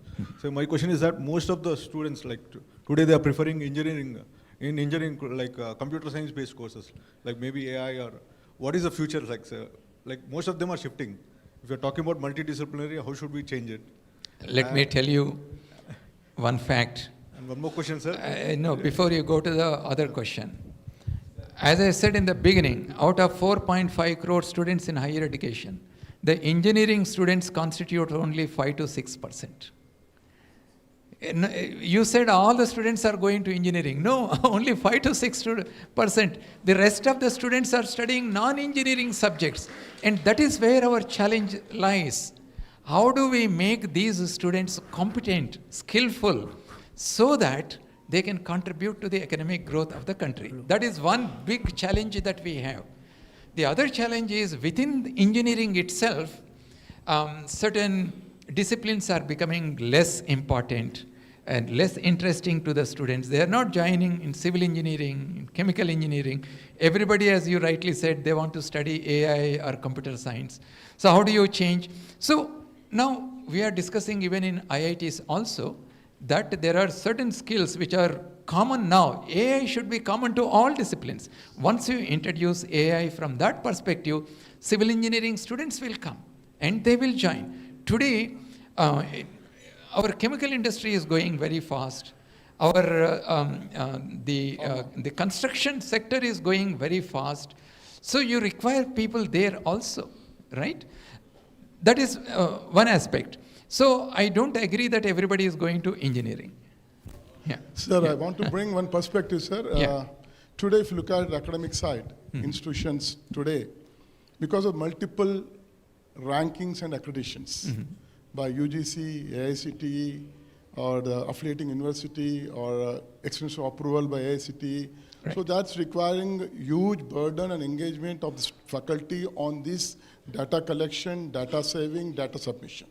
So throughout the year, they have an entire year, if you look at NIRF, NBA, NAC, or AICT extension of approval. Right. So they're totally engaged in these activities today. And we have seen recently our ex-director, Ram Gopal Rao, comments on this, and also Professor Krishna Kumar, ex-chairman NCRT, so also commented recently that today these rankings, accreditation leading to mad race among the academic institutions. In so fact, once, and also Sahasrabudhe told there will be one rank and one nation. So I think when this will be implemented in this country, when we can go away with NRF, NBA, NAC. You have actually expressed the collective view of all the academicians here, Yes. right? Please, I want to answer on this. A single rank, only rank and not rank. We want Correct. quality. Correct. We are for the quality. Right. So the consultations are going on, and when we come up with this system, we want to ensure that it's a robust system, single data point, and so that you don't have to submit to different agencies. So it's happening, and it will sooner or later it will be implemented. It's going to be implemented. Sir, I'm Dr. Raju Padia from Usmania University, sir. Uh-huh. Sir, thank you so much for a nice speech about NEP 2020. Right. Sir, one query, sir. Sir, actually, I do remember that in 2014 to 15, C.V. Raman Fellowship has stopped, sir. We being a young faculty, since then 10 years we are waiting. So many times we have also requested our Lakshmanji to raise this submission, sir.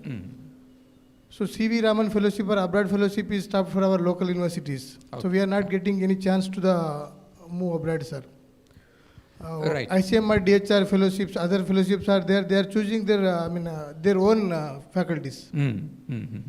So please. Right. So there is going to be some rationalization of all these fellowships. Please wait for some more time.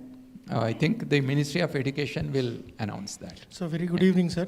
Right. I'm Nagendra. I interact with a lot of colleges, sir. So just one small question, sir. Right. NEP is mandatory or optional, sir?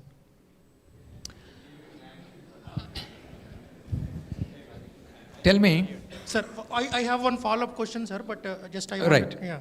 So once you answer, just give me one more time and Right. just follow-up question. So I had a colleague at IIT Delhi, and when he met his doctor, it was found that he had some cardiovascular problem. And the doctor said, if you don't walk every day, at least for an hour, you are going to be up there. He started walking and he became healthy. So is walking mandatory for that person? Yes, sir. But I completely align with you, sir. But my follow-up one question. Today, our country has so many challenges. If we want to overcome and find those challenges and find solutions, shouldn't we have an educational system as envisaged in NEP 2020? Yes, sir. It is. So there is no question of mandatory. As I said in the beginning, it is our national duty. It is our patriotic act to strengthen our country by implementing NEP 2020. Sir. Now, the reason is, sir, you know, some states are implementing, some states are, not implementing, and within the state, some universities are implementing, and some universities are, still working on that. And understanding of NEP also is changing from region to region. That made me to ask that question so that everyone will get clarified with you, sir. Correct. So, in this same hall, let's say we have set a target of reaching certain fitness level. one person may walk, another person may like to do jogging, another person may go to a gym and then do, because different persons have different capacities. I can't ask everybody you jog. I have knee problem, I can't jog. I give an alternate solution to that person. Similarly, our country is so diverse. Institutions are at different levels of evolution. You can't expect a rural institution, how can you expect it to do research and then become top 100 in the world rankings? You can't do. But this same rural university is doing a great service to the country by empowering the students who are coming from that rural background. So, therefore, that university is no less as compared to an IIT in terms of contributing to the country. So, it's only the diversity. Okay? But it doesn't mean that I will be complacent and then I will only walk. I should have the goal to run. I should have the goal to sprint. Constantly think about improving further. And that is what we are doing. That is the reason why you see variations in terms of the implementation. And also your question, some states are implementing, some states are not implementing. Let me tell you, there is no state which is not implementing NEP 2020. They may call it by some other different name. It doesn't matter. It's okay. As long as the major components of NEP 2020 are implemented, we are all happy. Okay? Sir, good evening, sir. I am Professor D. Channappa from Usman University. My appeal is there in 2018. The University Grants Commission has brought up the UGC care listed journals. They have listed category A and B, C. And because of the many committee recommendation and predatory journals, and it was withdrawn in the 2015. In between, there is a lot of confusion. And once the recognizing the journal as UGC care listed and similarly withdrawing for it, and in between some of the faculty members, they got it, they published into that UGC care listed journal. And once withdrawn it, again they are moving towards to the Scopus listed journals that was completely private, where they are collecting to the more than 50,000 to 1,00,000 rupees. And it has created a biggest problem to get the promotion part to the teachers. One state university is adapting to the only UGC care listed, and as per to the University Grants Commission guidelines, it stated that only peer-reviewed journals are enough to get the promotions. But some of the state universities, within the state also, within the some of the states universities also, they are looking that only Scopus listed one or Q1 or Q2, 3 journals could be get it published to get the promotion. Lot of disparity, lot of confusion is there. Therefore, I appeal to that at least again kindly bring the certain guidelines to make it uniform at national level. They can follow the University Grants Commission to get the promotions at the equal level with Right. this appeal. So thank you very much, sir. Thank you for asking this question. Let me explain that very briefly so that you can convey to the rest of the academic community, right? First of all, the UGC care system, when we reviewed it, we found a lot of loopholes. The loopholes, number one, the parameters which are used to select any journal were not known to any one of you, completely opaque. Two, we also found that journals which are not good are getting into UGC care list. Journals which are very good also are not getting into UGC care list. So we had an expert committee to review the entire functioning of UGC care system, and we found that it is not working at all properly. But you may say, then you fix that and then still have UGC care list of journals. Now, our academic disciplines are so diverse, it is going to be next to impossible to have any such list of journals. Do you know how many journals were there in UGC care list? Just only 900 journals were there. If I am sticking to only 900 journals, let's say I am doing research in Telugu literature, and I publish in a journal which is highly respected by peers in that discipline, but it's not part of UGC care, then I will never get any promotion. So that is why UGC has come up with guidelines. In the absence of UGC care, depending on your own discipline, we have given some 10 parameters.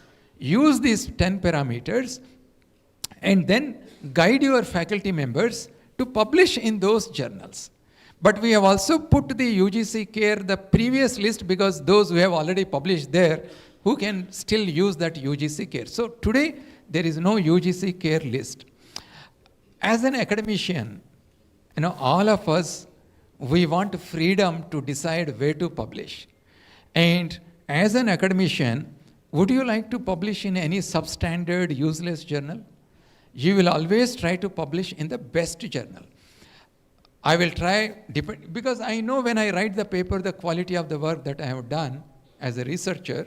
So I target a top level journal. If it is rejected, I go to the next level, and so on. And with 2-3 iterations, it will get published in some of the best journals. So therefore, where is the question of predatory journal?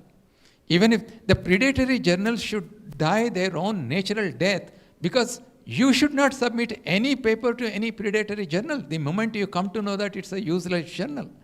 Why this madness just to publish in any journal and increase your number of publications when it is not really contributing to anything? So as academicians, therefore, we need to be more responsible, and we need to guide our PhD students also accordingly. Okay? Nowhere in the world there is no regulator which tells that these are the list of journals where you have to publish. I think as an academic community, it is completely undesirable for us. We should have the freedom. We should decide where we want to publish. Okay? Sir. Please convey this to your colleagues. They will still come. UGC should have UGC care list. Please convey this. We need to develop that confidence in our mind. Good evening, sir. Yeah. It's quite an inspiring speech which you have given. And regarding this multidisciplinary and all, what I really see is I don't belong. Yeah, I'm coming to that. I don't belong to this league of advanced level because I come from a junior college. I represent Bhavan's Junior College, Zainikpuri. So how do we implement this interdisciplinary at this level so that children actually take the passion to pick up their own subject and so evolve better as they progress? Right. You see, sometimes it helps to take baby steps. Baby steps in the sense that, let's say yours is a science college. You can invite a policy maker to come and give a lecture to your students. Inspire them.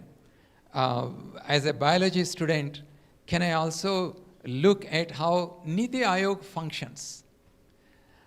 Right? So start by providing lectures to your students. And 2, there are so many experts in different areas. What is your college specialty? It's a comprehensive college, right? It's a comprehensive college. So within your own college, can your political science teacher give an interesting lecture to science students? Can a science teacher give an interesting lecture to your commerce students? Let there be this kind of interaction within the college itself. And then you can go to the next step, invite some experts. There are so many retired people who would like to come and interact with young people. Invite them and inspire these students. That is the first step. So, whenever we want to do something, we look at the magnitude of that challenge and then we step back. Instead of doing that, you cannot solve bigger problems by looking at it as a big problem. You need to break it down into smaller parts and try to attack each part of that problem.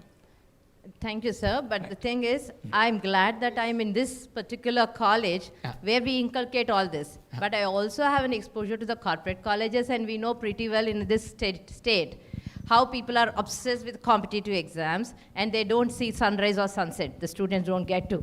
So at this point of time, inculcating something more, I think interdisciplinary should work at this level.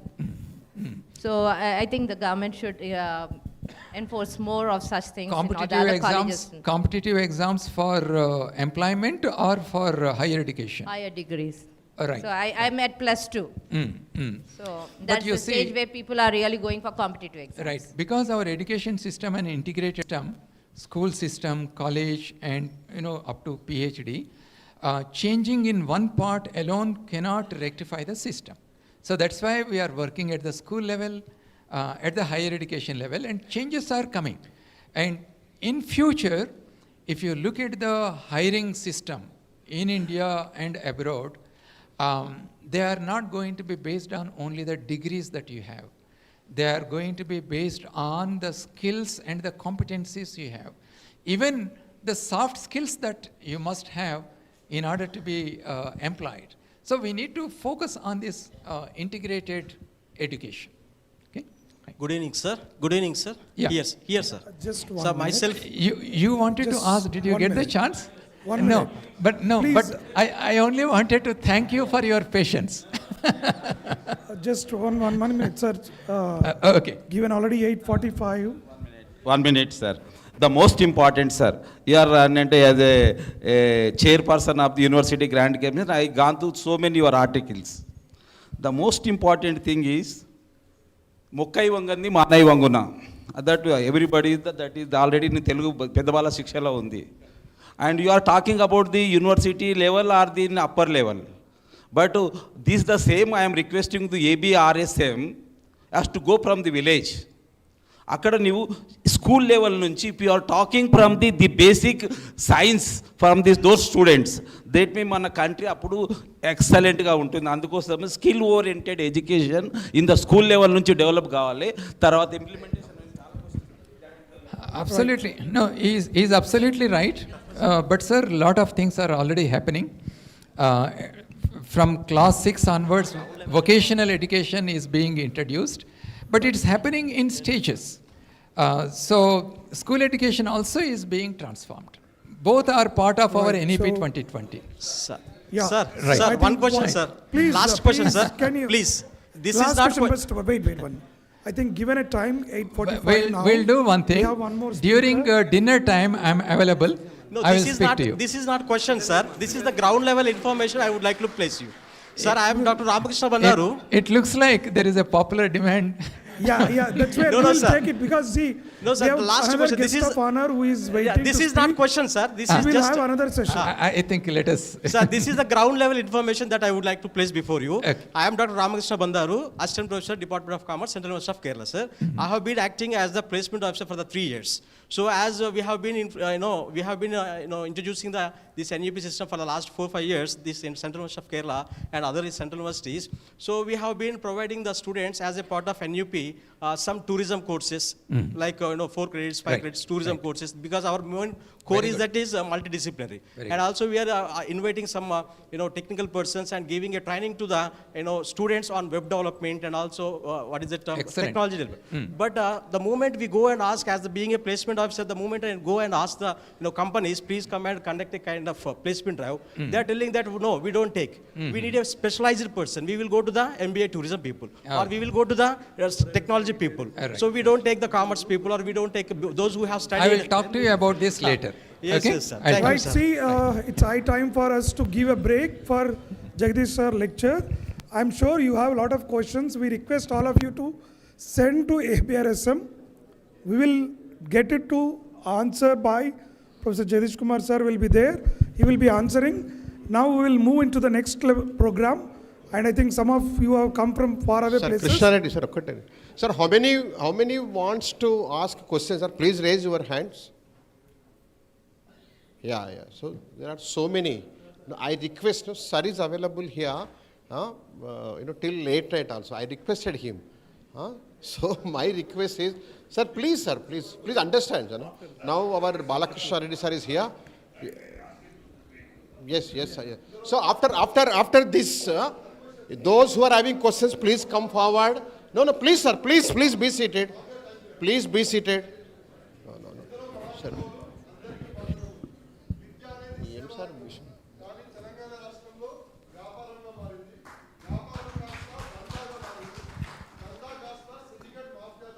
Sir, NEP గురించి మాట్లాడండి sir please sir. అరే I understand.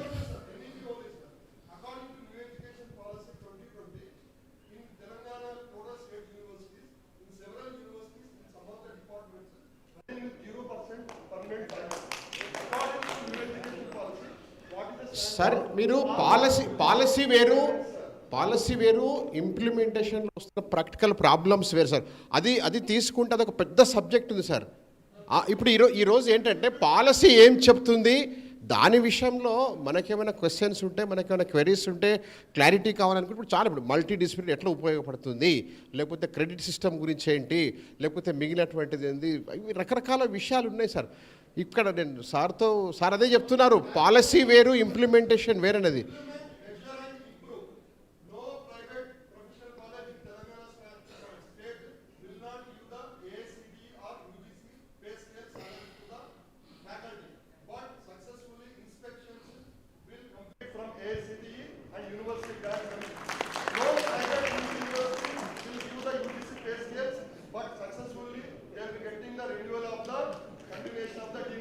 Discuss చేద్దాం sir. మీరు please మీరు విన్నంత వరకు please మీరు sir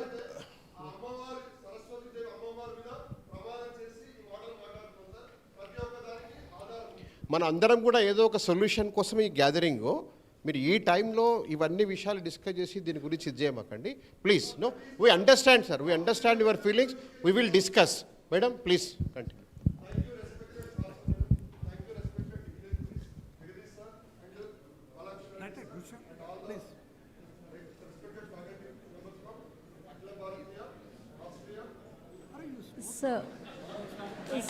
Sir, thank you so much, sir, for your interaction. We understand you from each corner of your point. We find a solution for it. Sir, I request you. Thank you so much, sir. I really appreciate this session, sir. I thank each and every dignitary on the chair as well as the delegates who has graced this occasion with the beautiful voices, which has proved that voice of Hyderabad Academicians. Thank you one and all.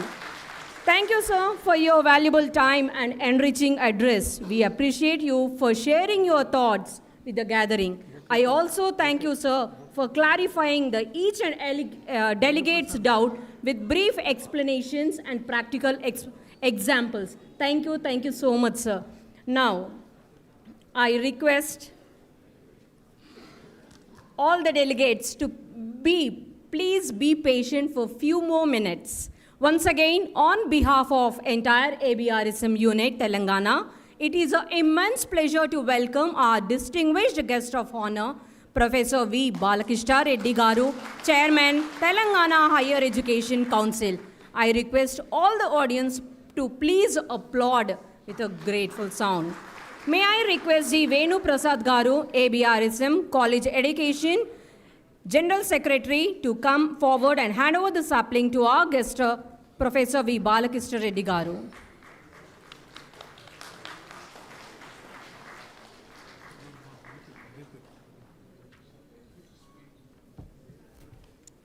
Thank you, sir. To introduce the guest of honor, sir, small few lines. So, thank you, sir. So, good evening to one and all respected dignitaries on the dais, off the dais. I can see leaders of the education academia here is there. I know. First of all, sir, I have to say apology because the parliamentary committee on education is there, so I had to brief them. Since morning I was there, but I don't want to miss you. I want to, say hello to you. That's why I am here. Yes, I know last few minutes I was hearing the kind of enthusiasm you are showing. I think we need one more session, sir. Jagadeesh sir. So definitely, I don't know anything is left for me to speak about NEP. Maybe I'll try because I haven't heard, sir. He's he was part of the system. He practically handled many things. That's why after speaking him for interaction, I don't think I'm appropriate. But I'll try to see that few things I want to talk. So NEP, yes, 2020 is not new to us. NEP 68 was there, NEP 86 was there, but NEP 2020. But what is the difference between those and this? Yes, if you look at 68, very many committees, commissions happened. I don't want to go into very brief because already it's 9 o'clock. So only thing is, yes, 1968 things were different. 86 by the time all. Why NEP 2020 is important when we look at, there were certain global developments. I know you are talking about multidisciplinary, interdisciplinary, intradisciplinary, but I don't want to go into that. I will try to give you the background in 2-3 minutes. How NEP 2020 happened, or what was the background about that. There were 4 important instrumentalities are part of this NEP 2020. I can say as a student of law, globalization, liberalization, privatization, digitization. These 4 things which compelled or which part of the NEP 2020. When I say globalization, friends, you all know that today there is one important treaty because education is part of that. So that is the WTO GATS. So today education is a service. Part of that, there are 160 plus services. One service is education. That's why we are part of the global process, globalization thing. Whether right or wrong, I'm not here to talk about, but committing to any treaty, accepting to any treaty, consenting to any treaty is the sovereign prerogative of the country. So India is said yes to many treaties, including the WTO. WTO, for namesake, 3 words, but it has covering, more than 180 agreements part of that, including education is one. That's why we as a sovereign country made the commitment, to implement that, because it happened in 1995. So NEP came in 20. So this is one commitment. Because of that, new education policy has to come, and of course, the beauty of new education policy, sir was talking about, multidisciplinary, interdisciplinary, intradisciplinary, multiple exit, multiple entry, all those things I don't want to go into, but this is one. Globalization was part of that. Today we are living in a global society, borderless society, maybe reasons including technology, whatever. So one compelling reason, reason for having a new education policy, keeping in view of the global developments, globalization. Of course, part of that countries, once consent, they had to implement. We in India liberalized our economy, including, education policies, part of 1991, post 1991. I don't want to go into that, but again, part of that, thing, lot of private participation is happening in education in general. Higher education is no exception to that. These 3 part important. And next one, technology, digitization. Also, many components of the NEP is now part of the digitization or digital technology. Yes, friends, technology is not new to the humanity. Technology was there, is going to be there. But the kind of transformation which we are all witnessing, you as the leaders of education, you all witnessing. So when I say technology was there, go to any ancient civilization, humanity was used by technology. But how the transformation is happening, how quick this transformation is coming, I'll tell you in 2-3 minutes. I don't want to take much time. Yes, over the centuries, lot of innovation, inventions, discoveries which helped the humanity, again, use of technology for comfort. But I can tell you, last 400-500 years of history, if you look at the kind of technological innovation we humanity witnessing is scientific revolution. 17th century, we all know that. 18th century political revolution, 19th century industrial revolution. We talk about first, second, third. Today we are 4.0. That is part of technology. 20th century communication and 21st century. What is the revolution? We are all part of that. Can anybody? Knowledge revolution. Friends, today we are living in a knowledge revolution. AI is part of that. Technology is part of that. Of course, last 25 years, first quarter of the 21st century, what is that, we are witnessing is, of course, one buzzword, you all know that. I'm not only talking about AI, but what is that buzzword? Net technologies. What do you mean by net? Every day we saw in papers and, today it is, happening. New and emerging technologies, but I can call them as A to Z technologies. You name any alphabet. A means automation, to artificial intelligence, to big data, to Bitcoin technology. All these technologies are influencing our every, aspect of life. Education is no exception. That is what, I want to tell you. So these are all things which part of our education policy or, NEP, sir explained, I don't want to. But post NEP, implementation, coming, yes, definitely India is a, Union of States and all those, everybody has their own being. Education is part of, concurrent list. As a law student, I am speaking. There are certain challenges, like sir explained very well, I don't want to go into that. But last 5 years, the kind of transition we are looking in a education system, part of the COVIDization. I told globalization, liberalization, privatization, digitization. But COVIDization is a new term.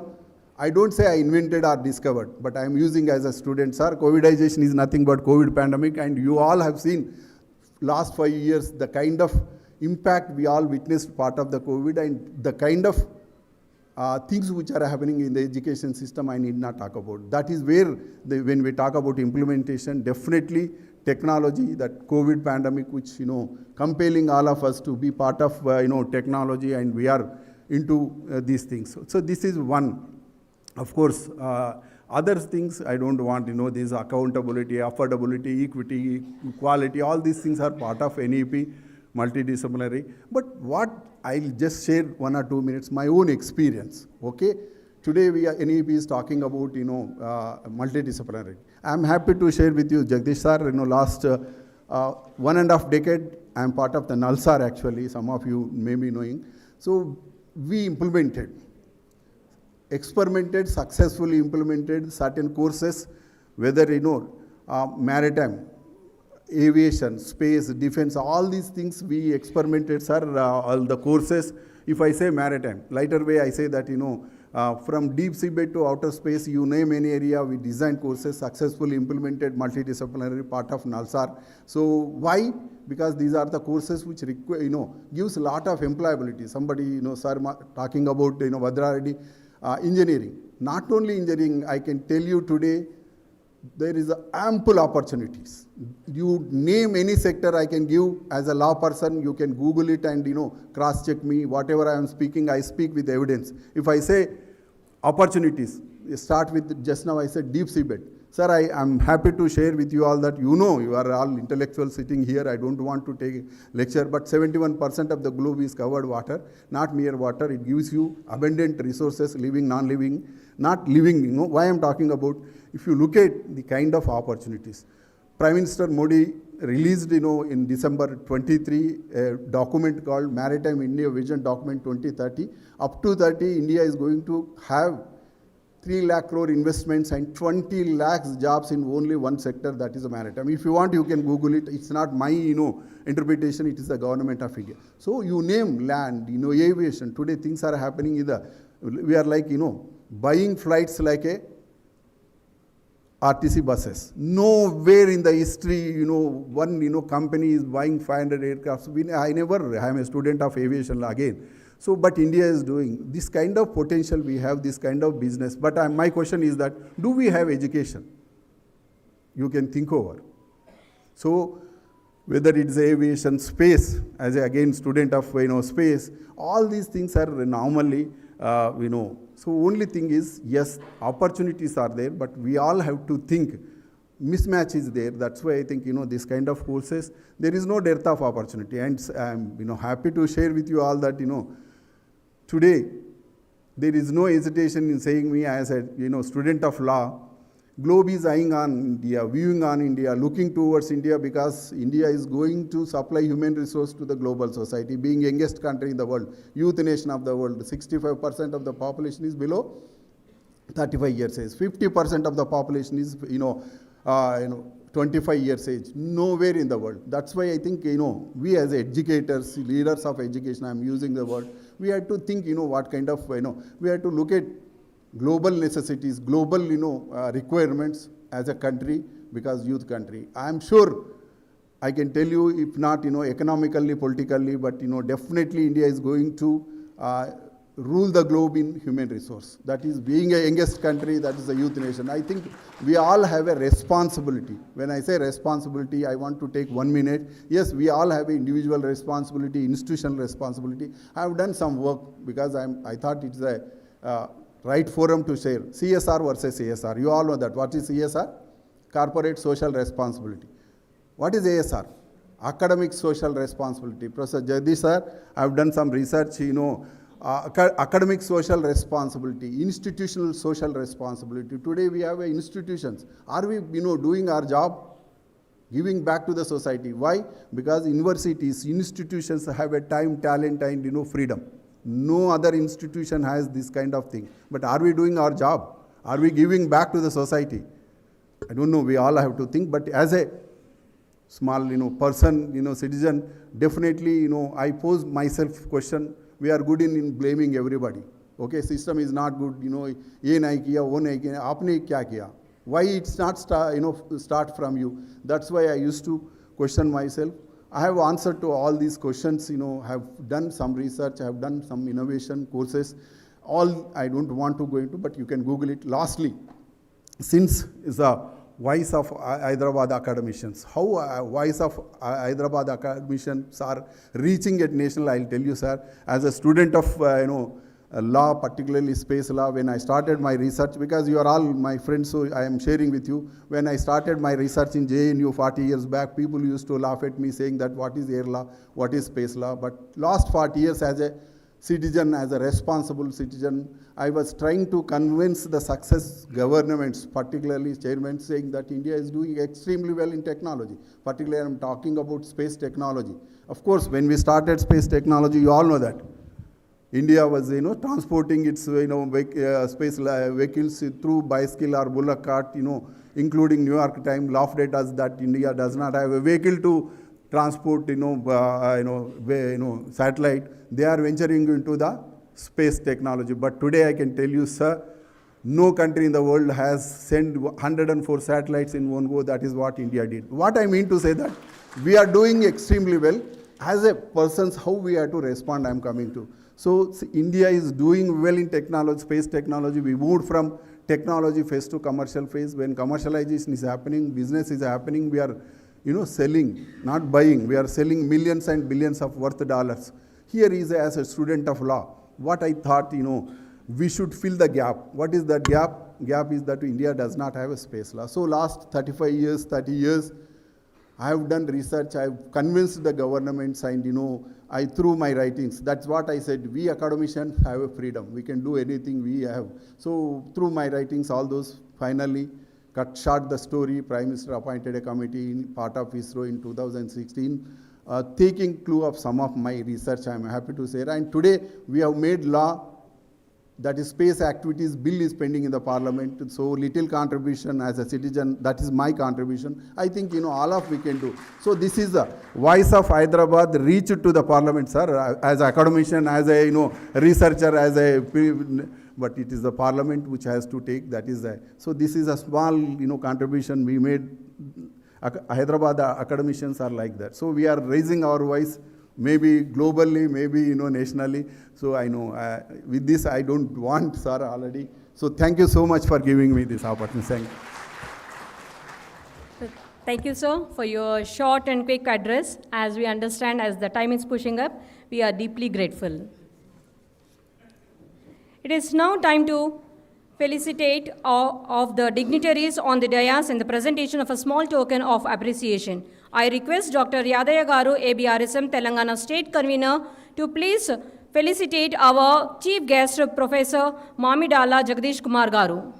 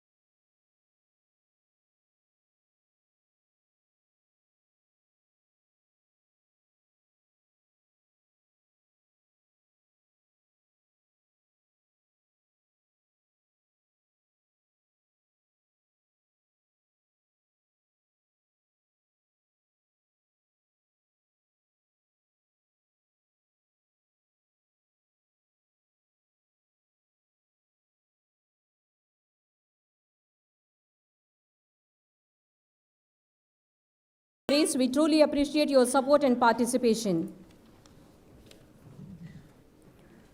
To express our sincere gratitude and formally draw the program to a close end, I request Professor Kavita Garu, ABRSM State Mahila Pramukh and Youth Welfare Officer of Osmania University to give the vote of thanks.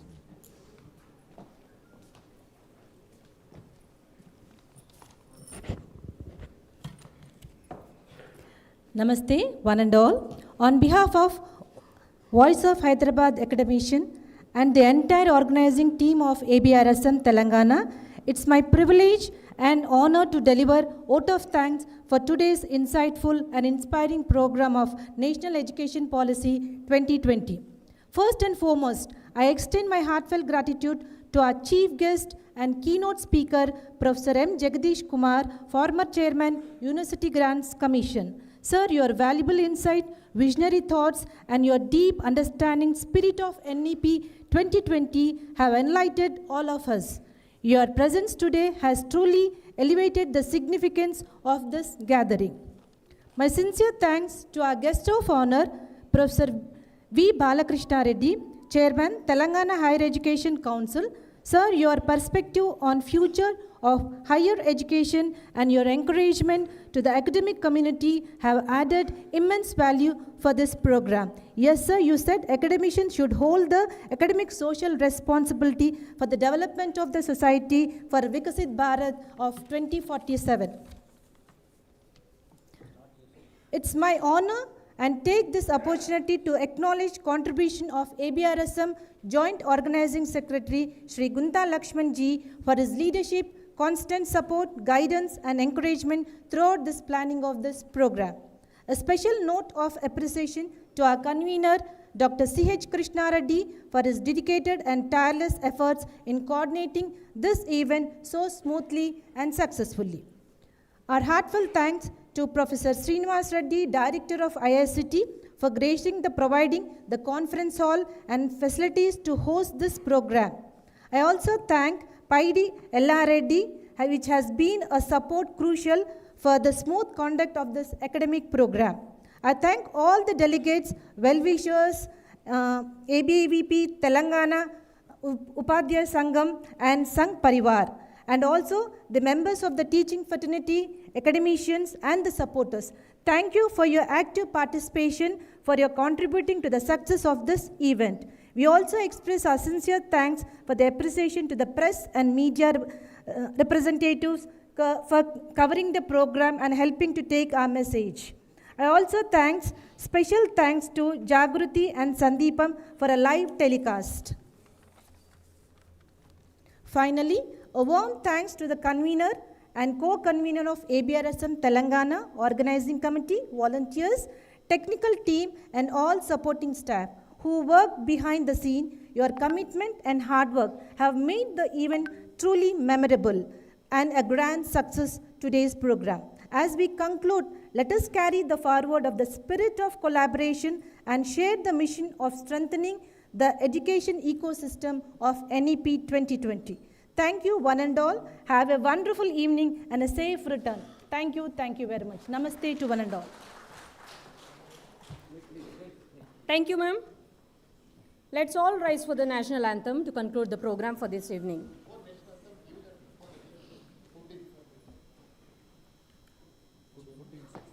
Food section.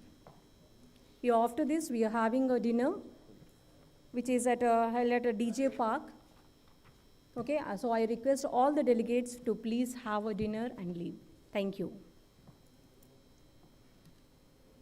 जनगण मन अधिनायक जय हे भारत भाग्य विधाता पंजाब सिंध गुजरात मराठा द्राविड उत्कल बंगा विंध्य हिमाचल यमुना गंगा उच्चल जलधि तरंगा तव शुभ नामे जागे तव शुभ आशीष मांगे गाहे तव जय गाथा जन गण मंगलदायक जय हे भारत भाग्य विधाता विधाता जय हे जय हे जय हे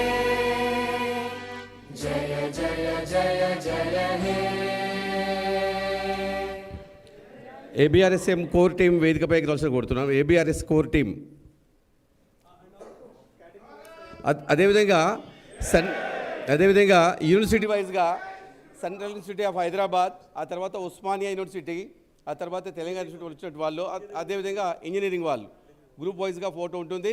కాలేజ్ ఆఫ్ ఎడ్యుకేషన్ మొత్తం 5 గ్రూప్గా వచ్చేసి గ్రూప్ ఫోటో దిగాల్సిన కోరుతున్నాను. ముందుగా అదేవిధంగా ఇఫ్లు కూడా రావాల్సిన కోరుతున్నాను. ముందుగా అగ్రికల్చర్ కూడా జస్ట్ ఫస్ట్ స్టేట్ టీం రావాల్సిన కోరుతున్నాను. ABRSM స్టేట్ టీం, ఆ తర్వాత హైదరాబాద్ యూనివర్సిటీ,